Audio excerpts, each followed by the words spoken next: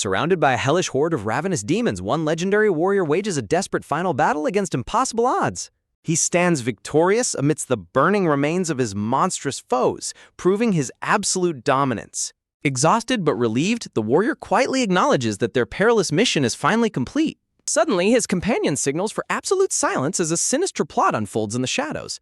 Without warning, he is brutally impaled from behind by his own trusted allies in a shocking act of betrayal. Dark, malevolent forces glowed as they corner the dying hero, savoring their treacherous triumph. Bleeding and broken, he demands an explanation from the comrades who turned against him. Collapsing to the cold ground, he stares up in despair as his executioners mock his helplessness. With his final breath, he screams a terrifying oath to drag his betrayers down to hell with him. He suddenly opens his eyes to find a worried blonde teacher and classmates staring down at him, completely alive. He backs away in utter confusion, wondering if this strange modern school courtyard is actually purgatory. A mocking classmate jeers at him for fainting right before his high-stakes physical exam. Another bystander gleefully reveals to the crowd that he has been stripped of his noble title and cast out by his family. A condescending girl urges her stark companion to ignore the useless outcast and focus on breaking the school record. The arrogant champion proudly agrees, confident that he is far superior to the disgraced weakling. As the teacher orders the exam to proceed, a mysterious celestial energy begins to swirl around the reborn warrior's head. He realizes his soul has transmigrated into the body of Yi Mo, a weak youth cast aside due to blocked energy channels. He recalls the painful memories of his new body, orphaned and cruelly discarded by his heartless relatives. Grateful for a second chance, he notices that the people of this strange new world have no concept of cultivation. He senses a dormant, magical energy drifting through the air that ordinary humans are completely unable to utilize. He remembers his homeworld's ancient techniques designed to channel and master this exact energy. Drawing on his legendary past, he begins to absorb the thin traces of spiritual power around him. He coordinates his breathing to guide the energy, preparing to completely reconstruct his fragile new body. Instantly, a massive surge of spiritual power clears his blocked pathways, restoring his true strength. His physical structure rapidly shifts, granting him sudden height and enhanced musculature. He vows to regain his peak cultivation level so he can eventually tear through the fabric of reality and return home. His eyes burn with vengeance as he promises to hunt down the traitors who murdered him. He accepts that he must start his journey anew from the very first stage of cultivation. He turns his attention to the athletic field to put his newly awakened body to the test. The skeptical instructor demands to know why the recovering outcast has returned to the field. He calmly requests to participate in the upcoming 100-meter dash alongside the others. The bullies burst into laughter, mockingly reminding him that the next round belongs to their school champion, Lin Bei. The arrogant champion and his smug companion mock his request, expecting him to suffer complete public humiliation. Undeterred by their insults, he mentally prepares to show them the true power of a cultivator. Confidently notes that even the lowest tier of cultivation vastly outclasses any ordinary human athlete. The smug instructor permits him to run, confident that he will only embarrass himself. The competitors take their starting positions on the red track as the starter calls for preparation. A tense countdown begins, with both runners poised to explode forward. Lin Bei grins maliciously, ready to leave his opponent completely in the dust. The starting gun fires, signaling the official start of the fateful race. The champion dashes forward with incredible speed while the hero remains still at the starting line. Still at his starting mark, the hero casually begins a countdown with a confident smirk. The crowd jeers at his delayed reaction, completely unaware that he is deliberately giving his opponent a head start. His eyes flash with terrifying power as he declares that a 3-second head start is more than enough. He suddenly bursts forward like a missile, unleashing a shockwave of raw speed that leaves the spectators frozen in horror. The teacher gasps in disbelief as his blinding speed utterly shatters the concepts of human physical limits. He effortlessly glides past his rival, crossing the finish line with casual grace. He turns back to watch his struggling opponent, mockingly counting his slow arrival. The crowd stands frozen in stunned silence as the godlike difference in their abilities becomes painfully obvious. Snatching the victory ribbon with supreme ease, he leaves his broken rival face down in the dirt, proving his absolute superiority. The blonde teacher gasps as she announces Yi Mo's unbelievable record-breaking sprint of 9.98 seconds, leaving his opponent collapsed in the dirt. Sweating and trembling in total shock, the defeated champion refuses to believe he was just outclassed so effortlessly. Yi Mo calmly assesses his new body's limitations, declaring that this victory is only the first step toward reclaiming his absolute peak power. He sets his sights on climbing back to the very pinnacle of existence. He recalls his former glory as the Luo Yue continent's undisputed strongest cultivator. A grim memory flashes of his final stand amidst the ashes of a brutal war. After saving his world from the demonic invasion, his ultimate reward was a shocking betrayal. His trusted allies turned on him like a pack of rabid beasts.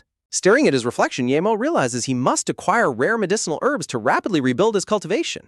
His plans hit a wall as he checks his phone and realizes his current body's bank account is completely empty. He considers crafting high-value talismans to solve his financial crisis, but he needs starting capital. A depressing bank balance of 50 yen proves he cannot even afford the basic materials to begin crafting. Fueled by a burning desire for vengeance, he vows to secure fast cash by any means necessary. His thoughts are rudely interrupted by a hostile voice echoing through the school restroom.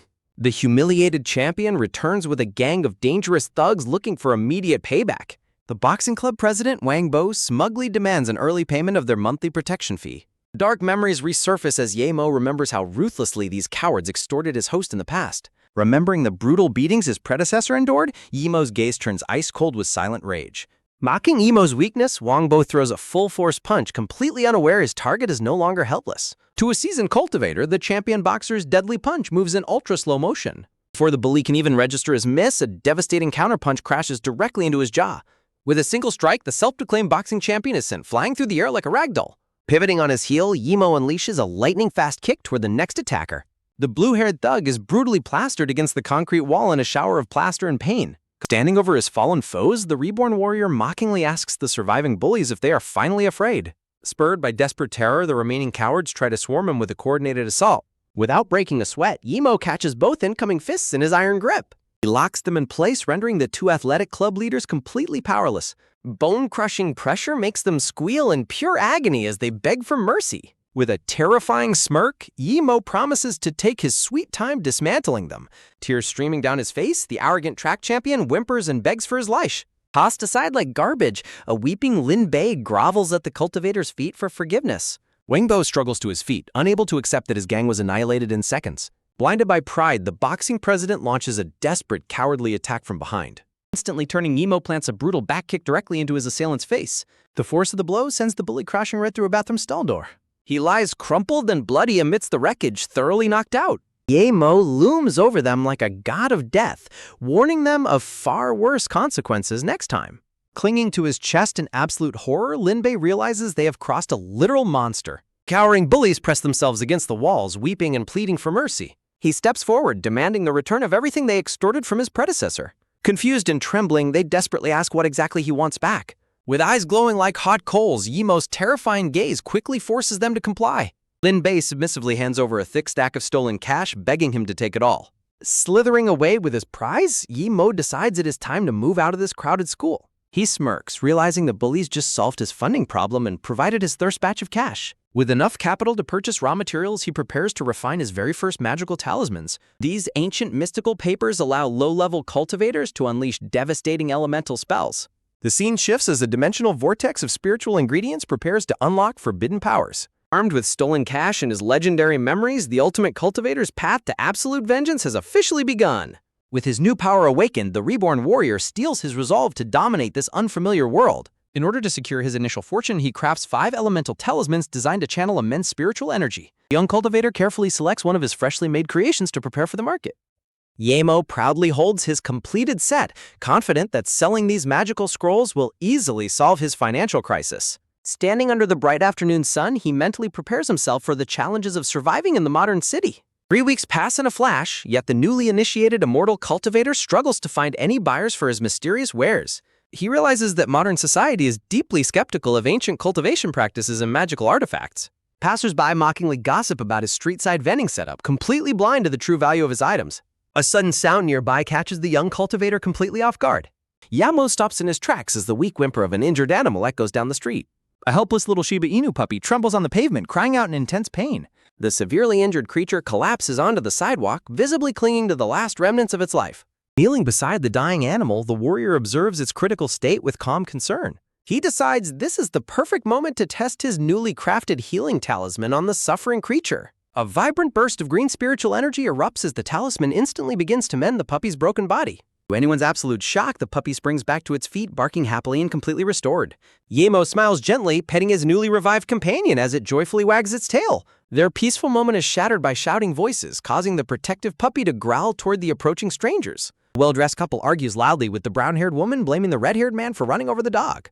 The brown-haired woman desperately tries to save the puppy, ignoring her arrogant companion's heartless protests. She suddenly freezes in absolute disbelief as she looks ahead at the sidewalk. She gasps upon realizing that the very dog they hit is perfectly healthy and cradled in the stranger's arms. Running toward Yemo, she demands to know how he managed to fully heal the dying animal so quickly. She remains completely bewildered, remembering the puppy was covered in blood just moments prior. Noticing a hospital bag in her hands, Yemo deduces that she has a desperately ill family member. Confident smirk plays on his lips as he realizes this is his golden ticket to selling his high-value talismans. Reaching into his jacket, he reveals his mystical items to the stunned woman. He presents a blue protection talisman, explaining its incredible spiritual properties. Her aggressive male companion steps in, loudly accusing Ye Mo of being a cheap street scammer. The red-haired man continues his angry tirade, warning her not to fall for an obvious trick. Ignoring her companion's shouting, she desperately asks if the talisman is capable of saving a patient in a vegetative state. Her heart races with hope as Ye Mo analyzes her situation, knowing his soul-repairing talisman is the perfect solution. Ye Mo showcases his clear spirit talisman, assuring her it is highly effective for repairing spiritual damage. The red-haired man scoffs in outrage, desperately trying to prevent her from trusting a complete stranger. The cultivator casually demonstrates how simple it is to activate the talisman by throwing it. When Ye Mo states his high prices, she instantly agrees to buy his entire collection for 50,000, leaving her companion in shock. Blinded by anger, the red-haired man commands Ye Mo to leave and aggressively reaches out to strike him. With blinding speed, the cultivator catches the attacker's wrist in a bone-crushing grip. The arrogant bully writhes in agony, completely paralyzed by the warrior's terrifying physical strength. Ye Mo's eyes glow with a menacing red light as he coldly tells the bully that he is the one who needs to get lost. With an effortless flick of his arm, he sends the aggressive attacker crashing onto the pavement. The young woman eagerly hands over the thick stack of cash to finalize the trade as Ye Mo explains remaining talismans. He smiles warmly, advising her that she should hope she never has to unleash the dangerous power of the other scrolls. She deeply thanks him and asks for his name, to which he proudly responds before departing. The mysterious warrior waves goodbye as he walks away, accompanied by his loyal new canine friend. Her companion continues to complain about the deal, but she completely tunes him out as she gazes at her new purchase. Clutching the magical papers tightly, she decides to place her final hopes in the mysterious youth. The happy puppy trots closely behind his savior's heels, ready to follow him anywhere. With a pocket full of cash, Ye Mo focuses on finding a proper place to establish his new residence. He eagerly anticipates his next crucial step, acquiring the rare medicinal ingredients needed to rebuild his legendary power and conquer this world. Seeking a fresh start, Ye Mo wanders the streets until his loyal puppy barks in sudden alert. He stops dead in his tracks, witnessing a grand villa engulfed in massive glowing blue waves of pure spiritual chi. The sheer density of the raw energy leaves the young cultivator completely speechless with shock. Peering closer, he discovers a legendary spiritual herb growing peacefully in the villa's front courtyard. Meanwhile, at a local hospital, the humiliated bully Wang Pang writhes in agony while a nurse treats his shattered wrist. He curses Ye Mo with burning hatred, vowing to make him pay dearly if they ever meet again. His rant is cut short as a powerful gray-haired councilman arrives, deeply disappointed by the embarrassing incident. Su Jianzhang aggressively lectures his daughter about how her rash actions have severely tarnished their family's political reputation. He scolds her for trusting an obvious street charlatan and bringing ridicule upon their prestigious household. Nearby, hospital nurses mockingly gossip about the rich councilman's daughter throwing away tens of thousands on a cheap paper talisman. The relentless mocking and heavy pressure leave the young woman feeling utterly isolated and heartbroken. Clutching the blue protection paper, she desperately prays this talisman as the miracle her dying mother needs. Her father screams in absolute fury, demanding to know how many times she must fall for such foolish scams. When he mockingly questions her sanity, she tearfully snaps and angrily confronts him about his own heartless behavior.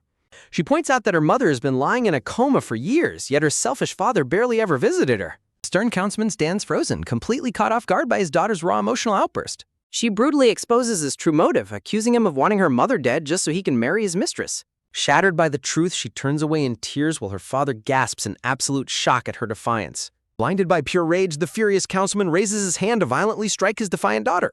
He hesitates, his trembling hand locked in midair as he struggles to control his bursting anger.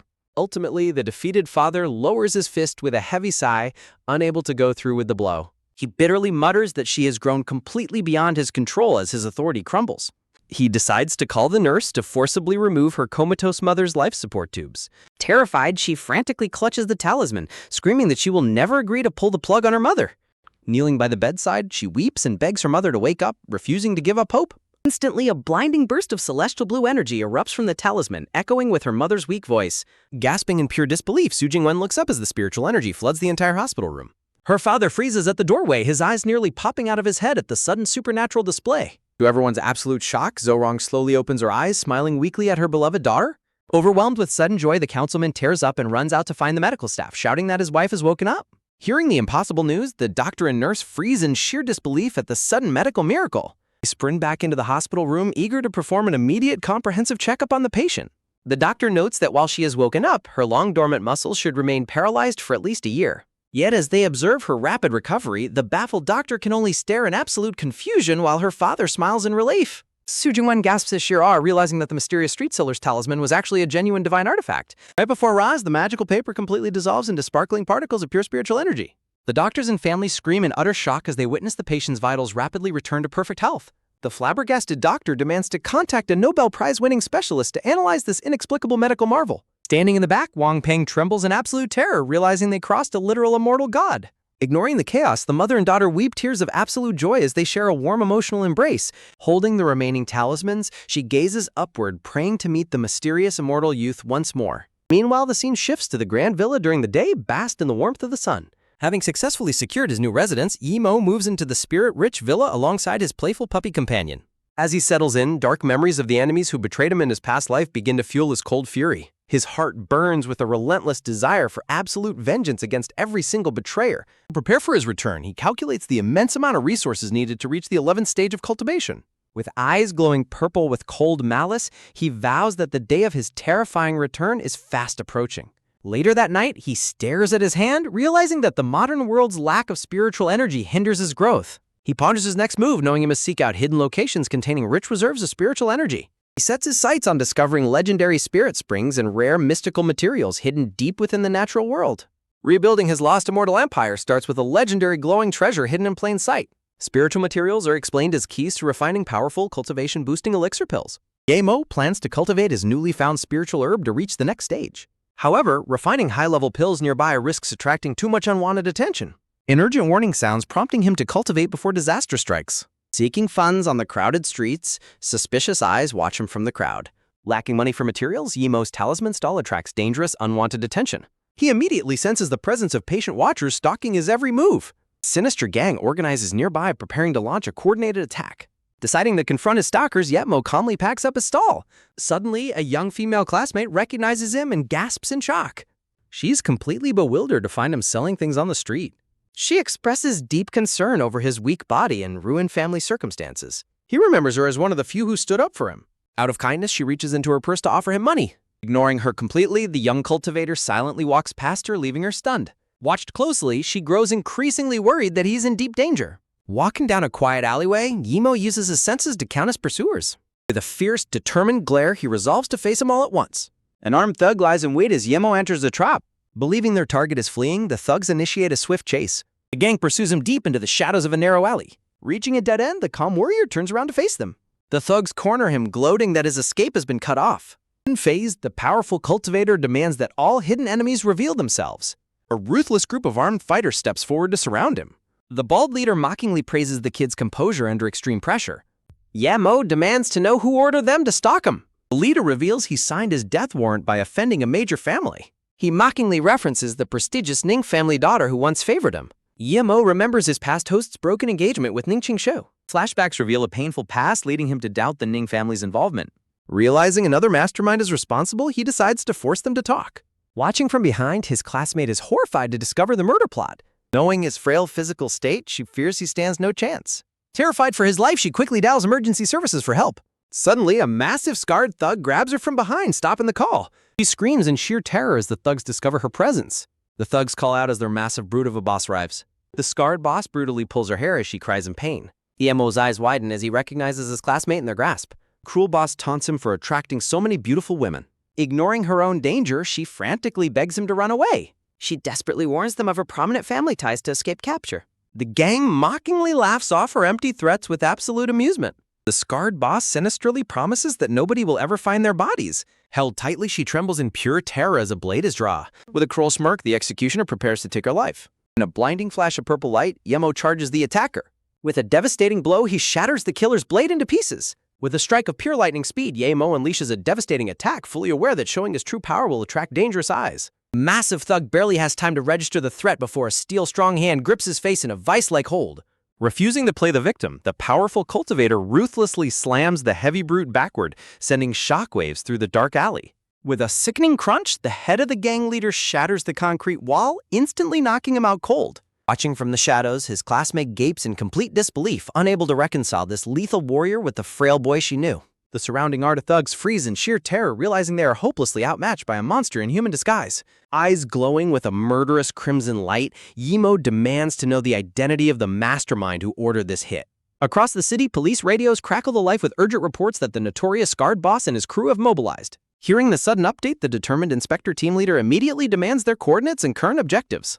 The radio operator warns that over 30 armed thugs have cornered a young man and taken a female classmate hostage. Panicking at the mention of a hostage, the captain drifts his car sharply, ordering immediate backup while keeping the corrupt Wang Lei in the dark. Sweating profusely, the captain screams into his transceiver, warning his on-site partner not to engage these bloodthirsty criminals alone. As static fills the line, he frantically yells for an update, fearing the worst has already happened to his junior officer. On the other end, a trembling hand holds the radio as the stunned officer mutters that reinforcements are no longer needed. Standing at the entrance of the alley, the spectacled officer stares with a dropped jaw at the impossible scene unfolding before him. In mere seconds, a single teenager has completely decimated an entire gang of armed, battle-hardened thugs. Standing over the wreckage, Yimo holds the trembling gang leader by his bald head like a piece of garbage. Choking on his own blood, the gang boss wonders how the rumored weakling of the Ye family could possess such monstrous strength. Staring down with icy, ruthless eyes, Yimo demands to know if his target information came from the Ning or Yi families. Unleashing a chilling aura, the immortal cultivator gives the bleeding man a mere 3 seconds to speak before he ends his life. Feeling the literal grip of death tightening on his skull, the terrified criminal desperately begs for a moment to speak. Suddenly, a loud voice echoes through the alleyway, forcing Yimo to pause and look back over his shoulder. The captain sprints into the alley, urgently warning the youth that crossing the line into murder will ruin his life. Yemo calmly weighs his options, wondering if he should eliminate the witnesses to keep his incredible power a secret. He realizes these defeated criminals already know far too much about his legendary combat abilities. Deciding to play along for now, the cultivator slowly releases his iron grip on the gang leader's head. Collapsing onto the cold concrete, the battered thug gasps in overwhelming relief, knowing he barely escaped a brutal death. Yemo silently reasons that his current cultivation level is not yet high enough to openly wage war against state authorities. Letting out a heavy sigh of relief, the captain is deeply glad they arrived before the young man did something irreversible. The alley falls quiet as the dust settles, leaving the young warrior standing tall amidst the bodies of his fallen foes. The officers stand amazed, unable to comprehend how a high school student single-handedly dismantled a lethal gang. The inspector team leader politely introduces himself as Yang Chen-shui from the local law enforcement division. Relieved that the nightmare is finally over, the young classmate waves to the officers in gratitude. Yang Chen-shui reassures them that his partner witnessed the whole event, as Luo Wen politely introduces himself to the pair. Yemo's sharp eyes narrow, displeased to find that modern state surveillance is indeed tracking every corner of the city. The captain explains they will only need to provide a standard self-defense statement at the local station. The quiet conversation is suddenly interrupted as another officer loudly calls out that the suspects have been located. A smug, bearded man steps forward, immediately accusing the young cultivator of assault and illegal brawling. The high-ranking Level 2 Inspector Captain Wang Lei struts arrogantly into the alley with a wicked grin. Smiling with pure malice, the corrupt captain shoves a formal arrest warrant directly in front of Yemo's face. His brave classmate angrily screams in protest, declaring that they were only defending themselves from a lethal kidnapping attempt. The crooked captain lets out a cold, mocking laugh, completely dismissing her claims of self-defense. He falsely asserts that he only witnessed a violent student brutally hospitalizing a group of defenseless ordinary citizens. Furious at this blatant injustice, Captain Yang violently grabs the corrupt official's collar, screaming at him for defending known drug dealers. Unfazed, the corrupt captain threats to strip the young officer of his uniform if he dares to question his authority again. Shaking with pure hatred, the righteous officer curses the crooked commander to his face. His partner desperately pulls him back, pleading with him to calm down before he ruins his entire police career. Suddenly, the crowd freezes in shock as Yemo speaks up with absolute chilling composure. Yemo silently concludes that the mysterious mastermind behind this trap has spared no expense to bring him down. The corrupt official mockingly claps his hands, praising the kid for knowing when he's completely cornered. Locked in a deadly game of survival, the cultivator realizes these attacks won't stop and decides to extract crucial information. He resolves to eliminate this hidden threat to cultivate smoothly and grow stronger. Facing the corrupt Captain Wang Lei, Yemo questions why he referred to him as a student. Realizing he made a critical slip-up, Wang Lei sweats profusely in sheer panic. Yemo mocks Wang Lei as a mere lackey and dares him to finish him off right here. Fearing exposure, the corrupt captain nervously dismisses his claims and orders his men to arrest him. Handcuffed and led away, Yemo passes his weeping classmate as she watches in total despair. Showing a stolen button, Yemo notes with a smirk that it is a pity. Glancing down, a horrified Wang Lei realizes his button was stealthily stolen right off his uniform. Yemo silently warns his captor that he will take much more than a button next time. Infuriated and glowing with rage, the corrupt official vows to make him pay later. Deep inside a dark cell, a massive muscular prisoner sits silently from behind. A guard aggressively bangs a metal baton against the cell bars to grab his attention. The guard whispers that a new target is arriving soon under orders from their master. Receiving the execution order, the giant prisoner slams his book shut and cold-bloodedly agrees. Flanked by guards, Yemo realizes this suspicious facility is definitely not a standard prison. The corrupt guards mockingly laugh as they shove the young warrior into a dark, empty cell. Standing inside the locked room, Yemo calmly deduces this is a setup for a private execution. His eyes glow with a deadly crimson light as he prepares for the coming battle. Spotting the muscular giant, Yemo wonders if this brute is the orchestrator behind the trap. The hulking brute claims he usually avoids attacking ordinary people who are far too weak. Standing up, the giant looks down on the teenager with absolute disdain. Unleashing a wicked grin, the massive fighter mocks the boy for being incredibly weak. The executioner introduces himself as Zhao Quan, sent by an elite mastermind to end his life. Cracking his bandaged knuckles, Zhao Quan mockingly warns his victim not to bother struggling. Sensing a strange stinging sensation in the room, Yemo notes another pawn has arrived. As Zhao Quan channels his energy, Yemo immediately recognizes the presence of spiritual qi. Towering over his target, the glowing brute promises to make his demise quick. Zhao Quan lunges forward to deliver a deadly, painless execution. With terrifying speed, the giant executioner unleashes a devastating airborne strike. The massive brute gasps in absolute shock as his attack is easily coherent. Instantly grabbing his opponent's face, Yemo coldly states that the giant has mistaken one thing. With a fierce, unwavering glare, the young cultivator prepares to unleash his true strength. Ruthlessly slamming the giant into the concrete, Yemo declares him to be the weak one. Refusing to go down easily, Zhao Quan desperately grips Yemo's leg in a tight lock. Using his massive strength, the giant swings his opponent through the air. The brute throws a powerful punch that launches the young warrior backward. Recovering quickly, Zhao Quan dashes forward to maintain his brutal assault. Swirling with purple energy, Zhao Quan admits he underestimated him but vows to make him suffer. Standing completely unfazed, Yemo gathers his own radiant purple aura. A shockwave of spiritual power erupts through the dark cell. With blinding speed, the young cultivator lunges forward to strike his opponent. Yemo's devastating fist collides directly with the giant, blasting him backward. Crashing violently into the wall, the bleeding brute spits out blood in sheer disbelief of this power. Moving like a shadow, the powerful warrior drops down to finish the fight. Terrified, the giant blocks the incoming blow while cursing his monstrous opponent. A colossal explosion of energy rips through the room, shattering the concrete floor. Standing amidst the rising smoke, Yemo surveys the destruction with icy calm. Coughing and bloodied, the battered giant curses his opponent's overwhelming strength. Refusing to admit defeat, Zhao Quan charges back with a furious scream to save his pride. With effortless grace, the young cultivator tilts his head to dodge the giant's devastating punch. Instantly counterattacking, Yemo delivers a devastating blow that sends his massive opponent coughing up blood. Writhing in absolute agony, the bloody giant screams as his pride is completely shattered. Crashed violently onto the shattered concrete, Zhao Quan looks up in utter disbelief at his opponent's terrifying power. Shrouded in a blazing, monstrous aura, the ruthless cultivator towers over his trembling prey like a god of death. Gathering a brilliant surge of spiritual energy, Yemo prepares to deliver the final crushing blow. A colossal impact shatters the ground, completely neutralizing the giant thug in a single decisive strike. Grasping his defeated opponent, Yemo demands the name of the mastermind behind this assassination attempt. Unyielding and merciless, the young cultivator shows no intention of letting his captive escape without answers. Sensing the trace of familiar energy, Yemo demands to know where the giant acquired his spiritual qi. In his office, the corrupt police captain Wang Lei frantically complains over the phone about the terrifying strength of their target. The dismissive caller scoffs at the captain's panic, labeling the young cultivator as a weak family outcast. Sweating profusely, the captain remains unconvinced and hopes their hired hitman can actually eliminate the threat.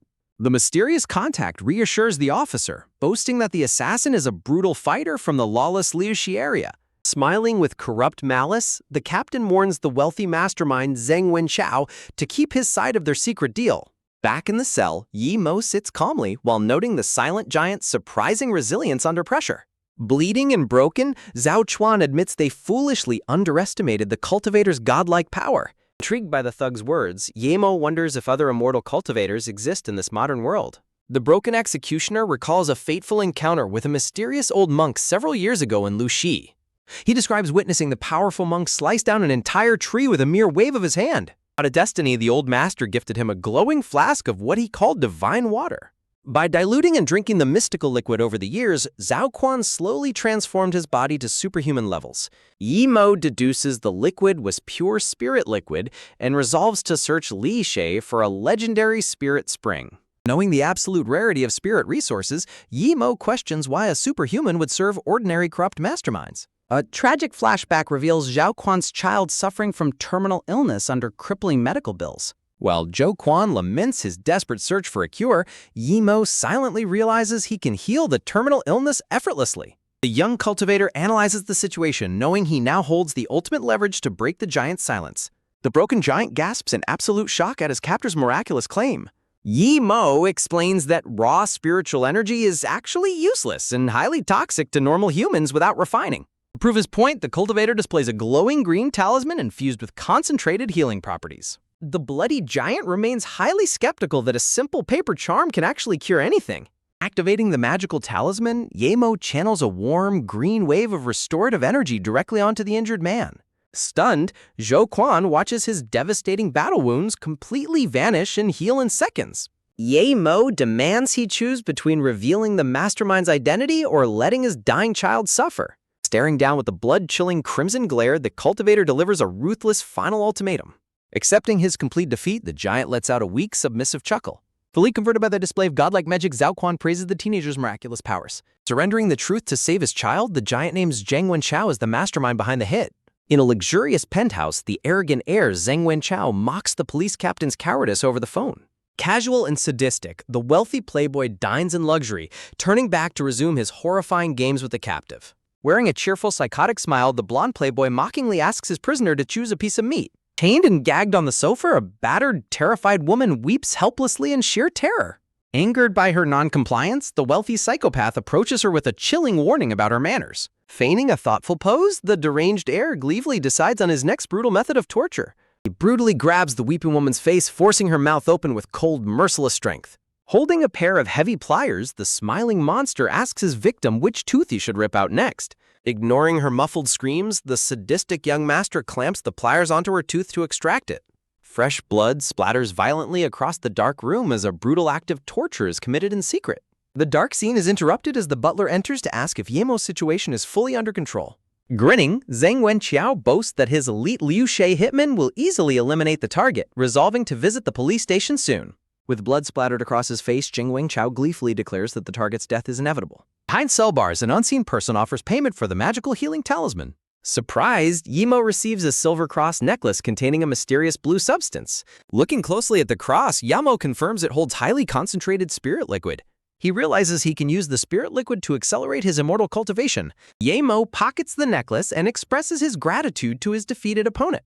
Zotron warns that the ruthless mastermind will never stop hunting him down. The giant executioner stresses that those targeted by his master face a fate worse than death. Ye Mo calmly reminds him of their deal before shifting focus to their mutual enemy. With glowing red eyes, the young cultivator promises to hunt the mastermind down himself. Meanwhile, a sleek yellow sports car arrives at the grand campus of Ninghai University. A stylish black-booted leg steps out from the luxurious vehicle. A glamorous brown-haired woman in a white coat steps onto the university grounds. Lowering her sunglasses, she notes that the talisman seller is her school junior, Yi Mo. Holding her documents, she heads inside to consult the school office to locate him. In his office, President Wang Yuhei angrily slams his desk, refusing to get dragged into trouble. Wang Ying frantically demands school intervention to save Ye Mo, while Yun Bing tries to pacify her. Their heated argument is suddenly interrupted as the glamorous newcomer steps into the president's office. Overhearing their conversation, she asks if they are discussing the student named Yi Mo. Meanwhile, at the precinct, a hand slams onto a desk in absolute outrage. Inspector Yang furiously accuses Captain Wang Lei of releasing dangerous criminals he spent months tracking. Young inspector directly accuses his superior of abusing his police power for personal gain. Wang Lei casually spins his pen, warning his subordinate against slandering a superior officer. Refusing to back down, Inspector Yang slams the desk and exposes the captain's backroom corruption. The corrupt captain mockingly dares the young officer to speak up, testing his limits. The door bursts open as Wang Yang and her companions rush in, demanding Yemo's release. An annoyed Wang Lei berates his guards for failing to keep the intruders out. Lighting a cigarette, the captain falsely claims Yemo cannot be released due to robbery charges. Inspector Yang immediately shouts in outrage, calling out the fabricated charges. The corrupt captain smugly asserts his authority, declaring the case documents strictly confidential. When Wang Ying accuses him of perverting the law, Wang Lei threatens to detain her for obstruction. The corrupt officer aggressively gestures to enforce his tyrannical authority. Undeterred, the brown-haired woman slams her phone down and dares him to try arresting her. Disregarding her confidence, Wang Lei snaps his fingers to call his men. Captain orders his officers to drag the insolent visitors to the detention room. With a sadistic smile, Wang Lei falsely accuses them of being accomplices to the crime. Inspector Yang shouts in protest against this blatant abuse of authority. Sitting calmly, Su Jingwen questions if the police director is aware of these arbitrary convictions. Wang Lei laughs hysterically, mocking her and warning that slandering officials only adds to her crimes. With a confident smirk, she reveals her knowledge of the bribes the captain received. The captain's expression darkens as he warns her that certain words can bring deadly trouble. Shrouded in shadow, she confidently asks if she can use wealth and power to resolve the situation. The corrupt captain casually smokes, asserting that those with status always hold absolute privilege. He smugly details how he will frame them all for assaulting an inspector. The horrific realization that they are going to be executed in secret terrifies her companions. Smiling coldly, she asks if Director Gang heard the captain's incriminating confession. The captain gasps in shock as a loud voice suddenly answers from the phone on the table. Sweating profusely, Wang Lei stammers in absolute panic upon hearing the director's name. The director on speakerphone immediately suspends the captain on charges of organized crime and abuse of power. Looking down on the ruined captain, she proudly introduces herself as Su Jingwen of the prominent Su family. A massive conspiracy begins to unravel as the corrupted police captain collapses in sheer panic. Sweating profusely, the dark-haired captain loses his composure completely, terrified that their target is backed by the elite Su family. He expresses shock and dread over how a simple target could have connections to such a powerful family. Inside his cell, Ye Mo admires a gleaming silver cross containing highly coveted spiritual energy. He notes that the limited amount of spirit liquid is only sufficient for a single breakthrough. Suddenly, the dark-haired cultivator's orange eyes narrow in intense focus. He senses someone approaching his cell. The rhythmic clicking of black high-heeled boots echoes down the sterile prison hallway. Yamo turns his head with a sharp, alert expression as the footsteps halt right outside his cell bars. Glamorous brown-haired Su Jingwen, wearing a white coat, steps forward alongside her pink-haired companion. She greets Yamo warmly, revealing she has come to secure his release. Meanwhile, inside a luxurious mansion, the blonde heir Zheng Wenchao violently smashes a glass table with his golf club. He screams in fury, calling his failed hitmen absolute garbage. Panting heavily, the blonde heir collapses onto a white armchair while tightly clutching his golf club. He fumes over how his elite assassin was defeated and arrested. He grits his teeth in sheer desperation as sweat drips down his face. He worries about the severe consequences from his mysterious backers if the mission fails. A bodyguard in a dark suit and sunglasses approaches the agitated young master. He asks for instructions on their next course of action. Standing tall, the blonde heir points his golf club forward with a cold, calculated look. He orders his absolute best operatives to eliminate the target and prove his loyalty. His eyes glow with a sadistic pink light as a dark aura surrounds him. He declares his desire to personally torture Ye Mo. The scene shifts to a television screen displaying a high-profile cosmetics advertisement. Back in his room, Ye Mo arranges various mystical ingredients, including green beads and a purple rose, around a bronze cauldron. The cauldron erupts in a blinding flash of golden energy. Ye Mo proudly celebrates the successful creation of a mystical pill. He swallows the glowing golden pill, feeling the immediate surge of refined spiritual energy. He confirms the immense effectiveness of the newly crafted elixir. Hovering above the floor, Yapmo is enveloped in powerful rings of golden light. He rejoices in finally achieving his long-awaited breakthrough. A violent shockwave of golden energy blasts outward, shaking the entire apartment room. As the smoke clears, Ye Mo walks out calmly while a small orange dog watches him in utter bewilderment. Clenching his fist with newfound confidence, Ye Mo smirks in satisfaction. He boasts that normal weaponry can no longer pierce his upgraded physical form. Looking out his window, he reflects on his next steps for cultivation. He recognizes the need for more spirit liquid and plans a journey to Luxi to find a legendary spring. He checks his phone, which reveals a critically low bank balance of only 85 yen. He realizes traveling to Luxi is highly restricted without major financial backing. Ye Mo holds a small white business card while staring at his phone with a frown. He calculates that hiring a smuggler will cost a massive fee he currently cannot afford. His attention is drawn back to the television screen showing a glamorous beauty presenter. TV broadcast shows an enthusiastic crowd rushing to purchase expensive beauty products. The advertisement urges viewers to buy the high-priced cosmetic treatments. Inspired by the advertisement, Ye Mo reaches down to pick up a sleek blue box. Holding the box with a confident smile, the young cultivator formulates a brilliant business plan.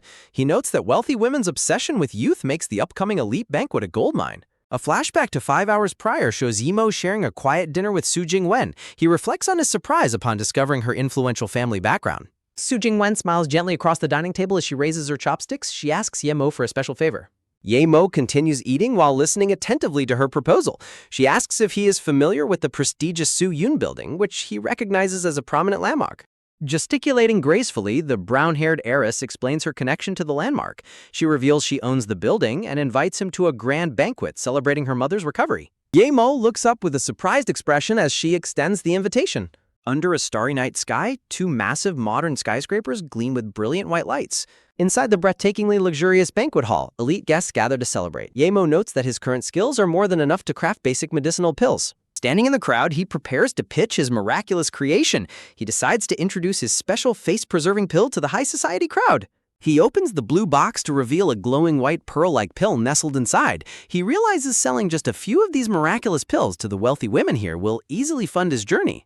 He observes the bustling crowd under the crystal chandeliers. He declares that his ultimate opportunity has finally arrived. Nearby, a weak-looking woman in a wheelchair is surrounded by her family. Yimo resolves to use tonight to establish his mystical pharmaceutical brand. Su Jingwen's aunt and uncle, dressed in expensive formal wear, approach with arrogant smiles. They mockingly comment on Su Jingwen's age and pressure her about marriage. The freckled eldest aunt, Zhao Yilan, looks down with a saddened, helpless expression. She is urged to find a match for her niece before she becomes unwanted. Zhou Ziwen smiles maliciously while puffing on his expensive cigar. He harshly insults the eldest aunt for being a useless burden to the family. The eldest aunt, Zhou Yilan, stutters in deep distress under the relentless verbal assault. She is ridiculed for her inability to speak up in her own defense.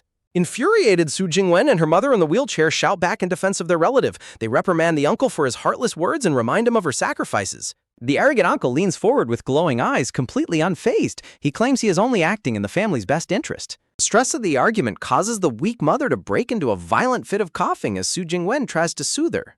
The heartless uncle casually smokes his cigar, completely ignoring her suffering. He declares that unmarried older women are defective and should be married off to save trouble. The eldest aunt attempts to defend her niece's personal choices. She suggests that Su Jingwen has her own plans and dreams. The cruel uncle sneers in complete mockery at her suggestion. He throws his arms up, shouting angrily at the gathered family. He labels any independent thoughts at her age as sheer selfishness. Leaning close, his glasses reflect the harsh light as he delivers a final biting insult. He mockingly questions if a simple cosmetics company can ever restore her fading youth.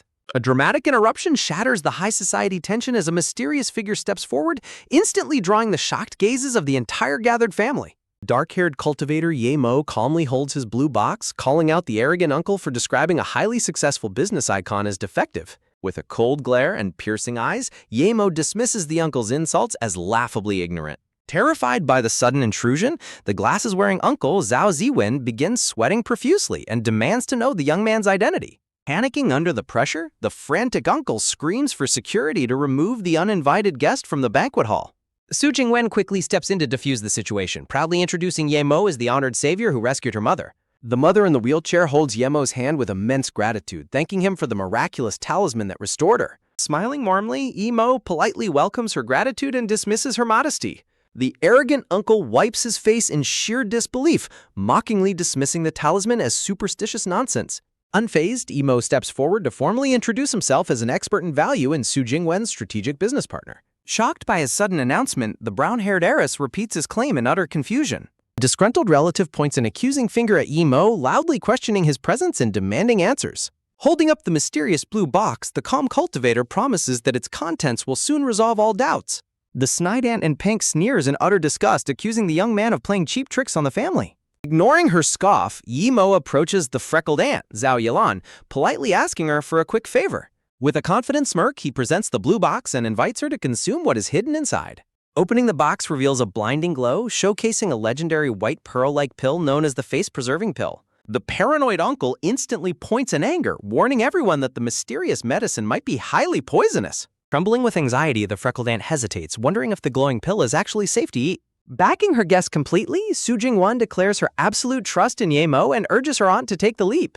The mother in the wheelchair steps in, eagerly offering to test the pill herself out of her profound belief in him. Surrounding high society guests whisper in deep skepticism, completely doubting that such a miraculous remedy could ever exist.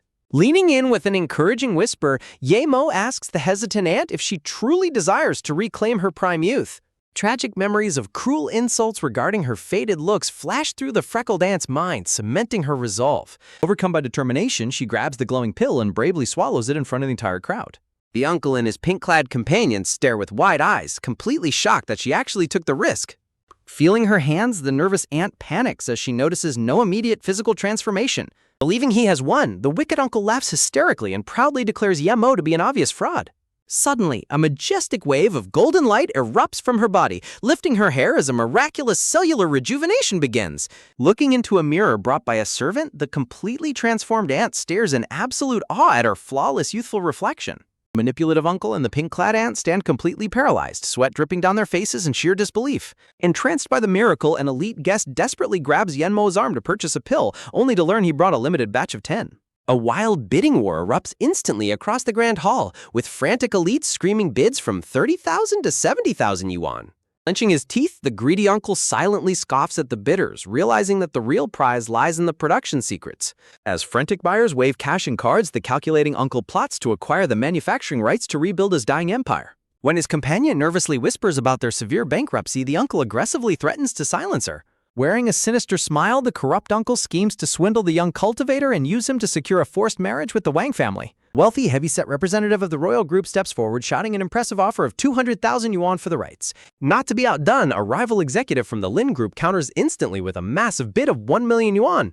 Sweeping in to block the buyers, the conniving uncle falsely claims Yemo as a family partner who would never sell to outsiders. Flashing a sickeningly sweet grin, the manipulative uncle politely requests a private conversation with Yemo. He raises his hand to offer a buyout of 1.5 million yuan, proposing a 70-30 profit split. Yemo raises an eyebrow, dryly asking if the split means 70% will belong to him. Laughing hysterically, the delusional uncle clarifies that his family expects 70% because of their superior distribution networks. A cold, mocking voice cuts through his greed as Su Jingwen questions if his bankrupt family even has any networks left. The uncle and his sister gasp in panic, desperately trying to play the family card to salvage the situation. Refusing to be manipulated, Su Jingwen exposes how the uncle mortgaged her grandmother's company and lost 80 million yuan on illegal speculations. Sweating and stammering in absolute terror, the cornered uncle frantically claims her words are nothing but lies. Flashing her phone screen, the ruthless heiress threatens to read out the official bank debt collections and divestment letters. The newly rejuvenated aunt and her mother look on in absolute horror as the devastating betrayal is fully laid bare. The ultimate confrontation begins with a shocking truth as the corrupt uncle realizes his dark secrets have been fully exposed. Standing tall, the brown-haired heiress exposes his greedy motives, reminding him of his past betrayal of the family company. With unyielding authority, she refuses to give him a single cent, sealing his financial doom. As the greedy uncle collapses in despair, the surrounding elite guests mock his pathetic attempt to scam his own family. Sweating and desperate, the cornered uncle pleads for a chance to explain his actions to the heiress. He desperately begs his second sister for help, but she expresses her deep disappointment in his broken promises. Turning in absolute panic to his eldest sister, he tearfully begs her for mercy, playing the family card to save himself. The heavy weight of his reckless betrayal echoes through the hall as his past mistakes are fully laid bare. Turning her back on him completely, the disappointed eldest sister abandons him to face his own ruin. Lying defeated on the ground, the pathetic uncle realizes he has been completely cast out by everyone. Looming over him, the ruthless heiress delivers a brutal ultimatum, threatening him with legal ruin and lifelong debt. She offers a humiliating buyout of his ruined company for a single yuan, leaving him completely speechless. Nearby guests scoff at his pathetic downfall, declaring it the ultimate poetic justice for his greed. Turning to her strategic partner, the brown-haired heiress notes the presence of powerful figures who could expand their business. Smiling warmly, she offers to personally introduce him to the elite crowd to help launch his brand. She suggests a lucrative fee structure to maximize his profits while warning him about the shrewd nature of the elite buyers. With absolute confidence, she assures him that he is the only business partner she truly trusts. Returning to his rented villa and her luxury yellow sports car, the two partners prepare for their next move. Outside, under the starry sky, the black-haired cultivator politely thanks her for walking him home. She warmly dismisses his formality, reminding him that true partners look out for each other. Surprised by her genuine kindness, the young cultivator realizes he might have found a true friend. Flashing a beautiful smile, she happily reaffirms their bond before parting ways. Feeling a rare sense of peace, he walks toward his home, enjoying the quiet night. Looking up at the bright full moon, he reflects on how peaceful his new life has finally become. He stands before his front door, completely unaware of the horrifying trap waiting inside. Reaching out, he turns the doorknob, stepping into what should have been his safe haven. The doors open to reveal a sickening sight. This innocent puppy lies stabbed in a pool of blood. A terrifying murderous rage consumes the young cultivator as his eyes glow with pure wrath. Watching from the shadows, a hidden scout reports his return to an unseen enemy mastermind. Outside, the sinister plotters eagerly anticipate making their target feel absolute despair. They relish the cruel trap they left behind, hoping their target enjoys the gruesome warning. The horrific scene stands as a brutal declaration of war against the young cultivator. Suddenly, a masked assassin lunges from the dark, weapon drawn for a silent kill. Ignoring the threat, the cultivator rushes to his beloved pet's side, checking for a pulse. Sensing a faint breath, he quickly applies a glowing healing talisman to save the puppy's life. Seizing the moment of distraction, the assassin strikes from above with lethal precision. But the powerful cultivator remains completely unfazed by the sudden ambush. The killer swings his blade downward, confident that his sneak attack will succeed. In a blinding flash of power, the cultivator effortlessly deflects the lethal strike. Shocked by the supernatural defense, the assassin realizes he has severely underestimated his target. Absolute terror grips the killer's eyes as he faces the wrath of a true cultivator. Holding the saved puppy gently in his arm, the black-haired cultivator delivers a devastating kick that shatters his attacker. He crashes through the inner doors, finding a group of armed thugs waiting in ambush. Gently setting the puppy down, he commands it to stay back while he handles the threat. Spotting the defeated assassin, the cultivator senses another lurking presence in the room. Unleashing a terrifying purple aura of spiritual energy, he dares the remaining thugs to try their luck.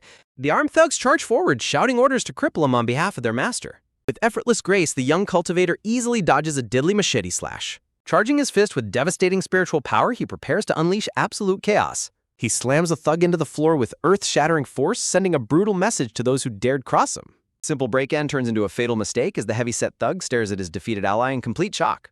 The black-haired cultivator stands enveloped in a majestic purple spiritual aura, coldly marking his first target. Screaming in anger, the gray-haired thug in the brown jacket lunges forward to strike down the arrogant young man. Moving like a ghost, the powerful cultivator effortlessly slips past the deadly blade with fluid grace. The attacker screams in absolute agony as his strike backfires completely against the cultivator's impenetrable spiritual defense.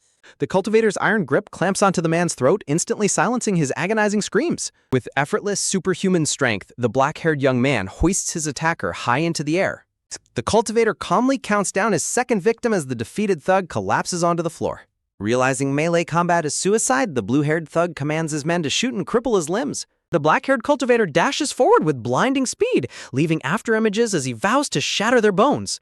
His eyes glowing with a dangerous red light, the cultivator promises to break them until they reveal the truth. Far away, a sadistic hand reaches toward a terrifying array of scalpels, syringes, and torture tools. The blonde-haired villain Zhang Wenqiao holds a scalpel, laughing maniacally at how insignificant he thought his target was. The villain boasts that he never expected to capture the most desirable woman in the city, Su Jingwen. He smugly identifies the bound heiress right as his vibrating smartphone begins to ring loudly on the desk. The villain reaches for his vibrating phone, expecting a triumphant report of success from his team of hitmen. Zhang Wenqiao answers the phone, casually asking if the cultivator has been successfully tortured to death. His face contorts in shock as a cold voice over the line informs him that his assassins are permanently asleep. The black-haired cultivator mockingly laughs, praising the villain for delivering such an unexpected surprise. Grinning wickedly, the blonde psychopath taunts the cultivator by crudely remarking on how good his captive smells. Pure, unadulterated bloodlust fills the cultivator's gaze as his eyes glow a dangerous, glowing crimson. The cultivator demands the immediate release of the innocent woman, promising to settle their conflict personally. The blonde maniac laughs hysterically, calling the cultivator's bold demands incredibly amusing and full of guts. The villain issues a 40-minute ultimatum before he broadcasts her brutal dismantling to the entire city. He challenges the cultivator to find the hidden address himself before abruptly cutting the connection. The black-haired young man stands in absolute silence, absorbing the horrific threat against his close friend. The furious cultivator vows to find Zhang Wenqiao, completely crushing his phone screen into tiny pieces. Back in the torture chamber, the blonde psychopath gleefully proposes shooting a teaser trailer for his broadcast. The captured heiress cries out in sheer panic as her gag is aggressively ripped away. Blonde villain curses the sudden ill-timed alarm that suddenly begins ringing through the facility. The panicking guards rush to the doorway, reporting that the warehouse fire safety system has been activated. The furious young master orders his guards to secure the room while he personally investigates the alarm. Suddenly, a powerful blast sends a guard crashing back through the door, knocking him completely unconscious. The captured heiress is left chained to the bed as chaos erupts just outside her door. Her eyes filling with tears, the terrified woman whispers the name of the only man who can save her. Outside, under the night sky, a muscular motorcyclist grumbles about having to deliver a letter so late. The rugged man checks his paper, confirming the target location on Zhangcheng Road. He spots the quiet villa in the distance, identifying it as the home of the young cultivator. The rider grunts in confusion as his sharp instincts quickly pick up movement in the shadows. Hiding near the wall, he overhears a thug assuring his boss that 6 assassins have entered the house. The thug reports that the target's woman has been successfully captured and loaded into a Volvo SUV. The biker gasps in shock upon realizing that Zhang Wenqiao has kidnapped Yemo's close friend. The kidnapper's luxury SUV speeds away into the dark, carrying the captive heiress to an unknown location. He quickly decides to pursue the vehicle and send the exact location coordinates to the cultivator. The blue and white sport bike tears through the night, keeping a close distance behind the escaping kidnappers. The pursuit leads them directly to the grand gates of a massive, heavily guarded brick villa. The motorcyclist immediately calls the cultivator, urgently explaining that Zheng Wenchao has kidnapped his close friend. The rugged man listens intently, waiting for the cultivator to respond to the critical situation. Yi Mo holds a glowing green healing talisman over a bloody thug who desperately begs to talk and be allowed to die. The biker pleads with the cultivator to rescue his friend first, leaving the villain to face his ultimate wrath. With eyes burning with a fierce crimson light, the brown-haired cultivator vows to personally drag his enemy straight to hell. Within the villain's lavish estate, an unanswered phone rings out, breaking the ominous silence of the grand hallway. The blonde villain furiously reprimands his guards for failing to dismantle the warehouse alarm system before inspectors can arrive. Ordering his men to hold their ground, the blonde mastermind leaves to investigate, completely oblivious to the muscular intruder lurking nearby. Left behind to guard the hall, the disgruntled guards complain about their difficult jobs and the strict order forbidding them from touching the captive heiress. Sudden tension fills the hallway as the bald guard spots an uninvited guest approaching them from the shadows. Igniting a majestic purple energy aura, the muscular intruder marches forward as the panicked guards demand to know his business. Clenching his jaw, the muscular intruder's eyes glow a menacing crimson, promising absolute destruction to anyone in his path. Devastating punch shatters the bald guard's defenses, sending him flying backward as he coughs up blood. Standing over his unconscious foes, the powerful fighter prepares to rescue the captive woman. Locating the chained heiress, the muscular rescuer grumbles that the young cultivator now owes him a massive debt of gratitude. Hoisting the unconscious woman over his shoulder, the rescuer realizes they must make a swift exit before the villa's security recovers. Carrying his precious cargo, the brave fighter rushes down the hall to escape through the back door before anyone notices. Reaching for the exit, he assumes the guards are too busy with the alarm to block their escape to the courtyard. Sudden, lethal gunshot shatters his hopes, tearing through his leg with terrifying precision. Grimacing in agony, the muscular rescuer collapses to the floor, dropping the captive heiress. Blood pools beneath his shattered leg as the helpless fighter clutches his severe, agonizing wound. Brandishing a smoking pistol, the blonde psychopath boasts about his godlike marksmanship while his brown-nosed guards shower him with praise. Trembling in shock, the bleeding fighter desperately wonders how the blonde villain managed to return to the room so quickly. Sneering down at his helpless prey, the blonde young master mocks him for having the audacity to show his face. Despite his crippling injury, the brave fighter spits blood and offers a defiant, sarcastic greeting to the sadistic young master. Throwing his head back in sadistic delight, the madman proclaims it a wonderful day, eager to begin their agonizing torture. With wide, manic eyes, the blonde villain trembles with dark excitement as he anticipates the oncoming bloodshed. Channeling his remaining spiritual energy, the defiant fighter dares the villainous group to try and take his life. Outside the heavily guarded villa, a mysterious heavy footstep marks the arrival of a devastating new force. The alert sentries instantly spot the shadowy intruder, aggressively demanding to know who dares trespass on their lord's estate. Cloaked in a raging red and purple aura, the vengeful cultivator stands silently, radiating pure, suffocating bloodlust. Completely unaware of the god-tier threat before him, a foolish guard grabs the cultivator's shoulder to demand answers. In a flash of brutal motion, an earth-shattering punch obliterates the guard's face, instantly silencing his threats. The sheer kinetic force of the strike blasts the guard backward, sending him crashing into the courtyard floor. Gripped by sudden panic, the remaining guards draw their weapons, staring at their broken ally in complete disbelief. Moving like a force of nature, the young cultivator effortlessly walks forward as defeated guards soar through the air. A whirlwind of devastating strikes decimates the security detail, leaving a trail of shattered bodies in his wake. Slipping through their attacks with spectral grace, the cultivator continues his ruthless march toward the inner mansion. With eyes glowing with a dangerous red fire, the furious cultivator loudly announces his arrival to his mortal enemy. Back inside, the severely wounded fighter spits out another mouthful of dark blood as his strength rapidly fades. Surrounded by a relentless horde of armed thugs, the exhausted protector realizes he has finally reached his absolute limit. As the wounded protector despairs over his failure, the blonde tyrant promises to slaughter his entire family to keep him company in death. The psychotic young master screams with sadistic laughter, promising to tear them apart piece by painful piece. Suddenly, an explosive blast rips through the grand double doors, showering the entire room in plaster and debris. The blonde psychopath's triumphant laughter turns to utter shock as he demands to know who dared interrupt his fun.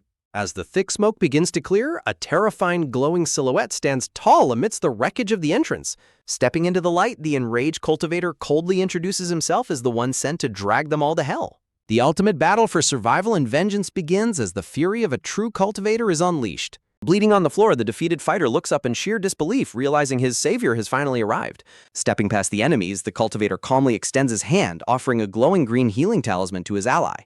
He orders the wounded man to use the artifact immediately to mend his shattered, bleeding body. Overcome with sudden terror, the blonde young master points his gun, frantically screaming for his men to open fire. The thugs unleash a ferocious hail of gunfire, filling the grand room with lethal lead and smoke. Utilizing his master-level movement technique, the cultivator easily dodges the barrage, leaving the gun-toting thugs completely helpless.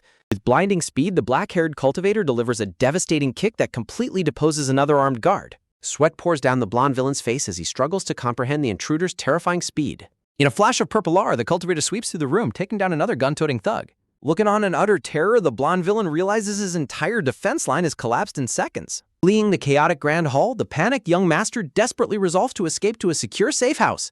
Running for his life, the sweat-drenched villain realizes the intelligence on his target's true power was dangerously incorrect. He desperately sprints toward a reinforced metal door, screaming to get it open before he is caught. His trembling fingers cause an input error on the keypad, sending him into a hysterical fit of pure rage and panic. Before he can try again, the body of his last remaining guard is thrown violently right past him. Backed against the wall, the terrified villain nervously warns the cultivator that provoking his backers is a fatal mistake. Screaming in desperation, the cornered mastermind finally cracks and reveals that the powerful Song family wants the cultivator dead.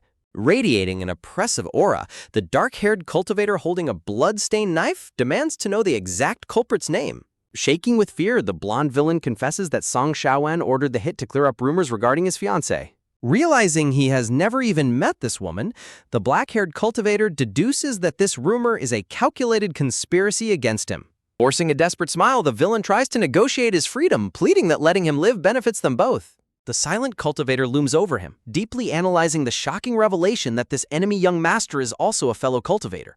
The desperate captive frantically promises to use his immense wealth and connections to help the cultivator survive. Sensing a glimmer of hope, the deluded villain mistakenly believes his captor is actually considering his desperate deal. A merciless punch explodes directly into the villain's face, instantly shattering his false sense of security. With terrifying strength, the cultivator slams the helpless villain down, completely breaking his physical resistance. The sheer kinetic force of the strike smashes the villain down into the hidden chamber where captive women are chained. The traumatized chained women shield their eyes as sudden light floods their dark prison chamber. Looking down at the horrific sight of the captive women, the cultivator's expression darkens with absolute fury. Holding a sharp blade, the silent cultivator slowly descends into the tiled cell to face the trembling captives. With glowing crimson eyes, the dark-haired savior coldly tells the broken villain that his victims will now decide his worth. With a swift and powerful strike of his blade, the cultivator slashes the heavy metal chains binding the captives. The reinforced metal chains snap instantly, freeing the traumatized women from their long-standing captivity. Dropping his knife onto the cold stone floor, the cultivator leaves a weapon of vengeance behind. Turning his back on the groveling villain, the savior coldly declares that the maniac's fate now rests in their hands. Coughing up blood, the terrified maniac frantically begs the women for mercy, offering his entire fortune in exchange for his life. A bruised, pale hand slowly lifts the blade from the floor, rejecting his pathetic bribes. Gripping the knife with a manic smile, the traumatized woman vows to make him pay for every second of their suffering. Back in the luxurious parlor, the cultivator uses a glowing green talisman to mend the injuries of the unconscious heiress. The rugged biker urges the cultivator to flee immediately before the arriving authorities swarm the estate. Standing his ground, the cultivator calmly decides to wait until the inspectors arrive to ensure her safety. When asked about his next move, the cultivator reveals his plan to thoroughly investigate and eliminate Song Shaowen. Back in his own apartment, the cultivator undergoes intense physical training while his pet dog watches lazily. Catching his breath, the cultivator is fully aware that Song Shaowen remains an active threat that must be eliminated. Suddenly, the alert dog perks up its ears as a sharp sound echoes from the front door. Drying his neck with a towel, the young cultivator walks to the door, wondering who could possibly be visiting. Opening the door, he is greeted by a formal, sharp-dressed messenger addressing him respectfully. The suited messenger hands him a mysterious black envelope, announcing that it is a direct delivery from President Su. Examining the elegant envelope, the confused cultivator wonders what the influential businesswoman is planning next. The scene shifts as a hand reaches out and firmly turns the polished door handle. Carrying a high-end designer shopping bag, the cultivator calls his contact to ask about the unexpectedly formal attire. The beautiful brown-haired businesswoman confirms that he has received the invite to an exclusive banquet hosted by the powerful Zhao family. Staring at the golden wax seal, the cultivator questions whether attending this elite gathering is truly necessary. Smiling subtly, the elegant woman explains that the event is highly beneficial, especially since his former fiancé will also attend. The cultivator's eyes widen in sheer disbelief upon hearing that his former fiancé will be present at the venue.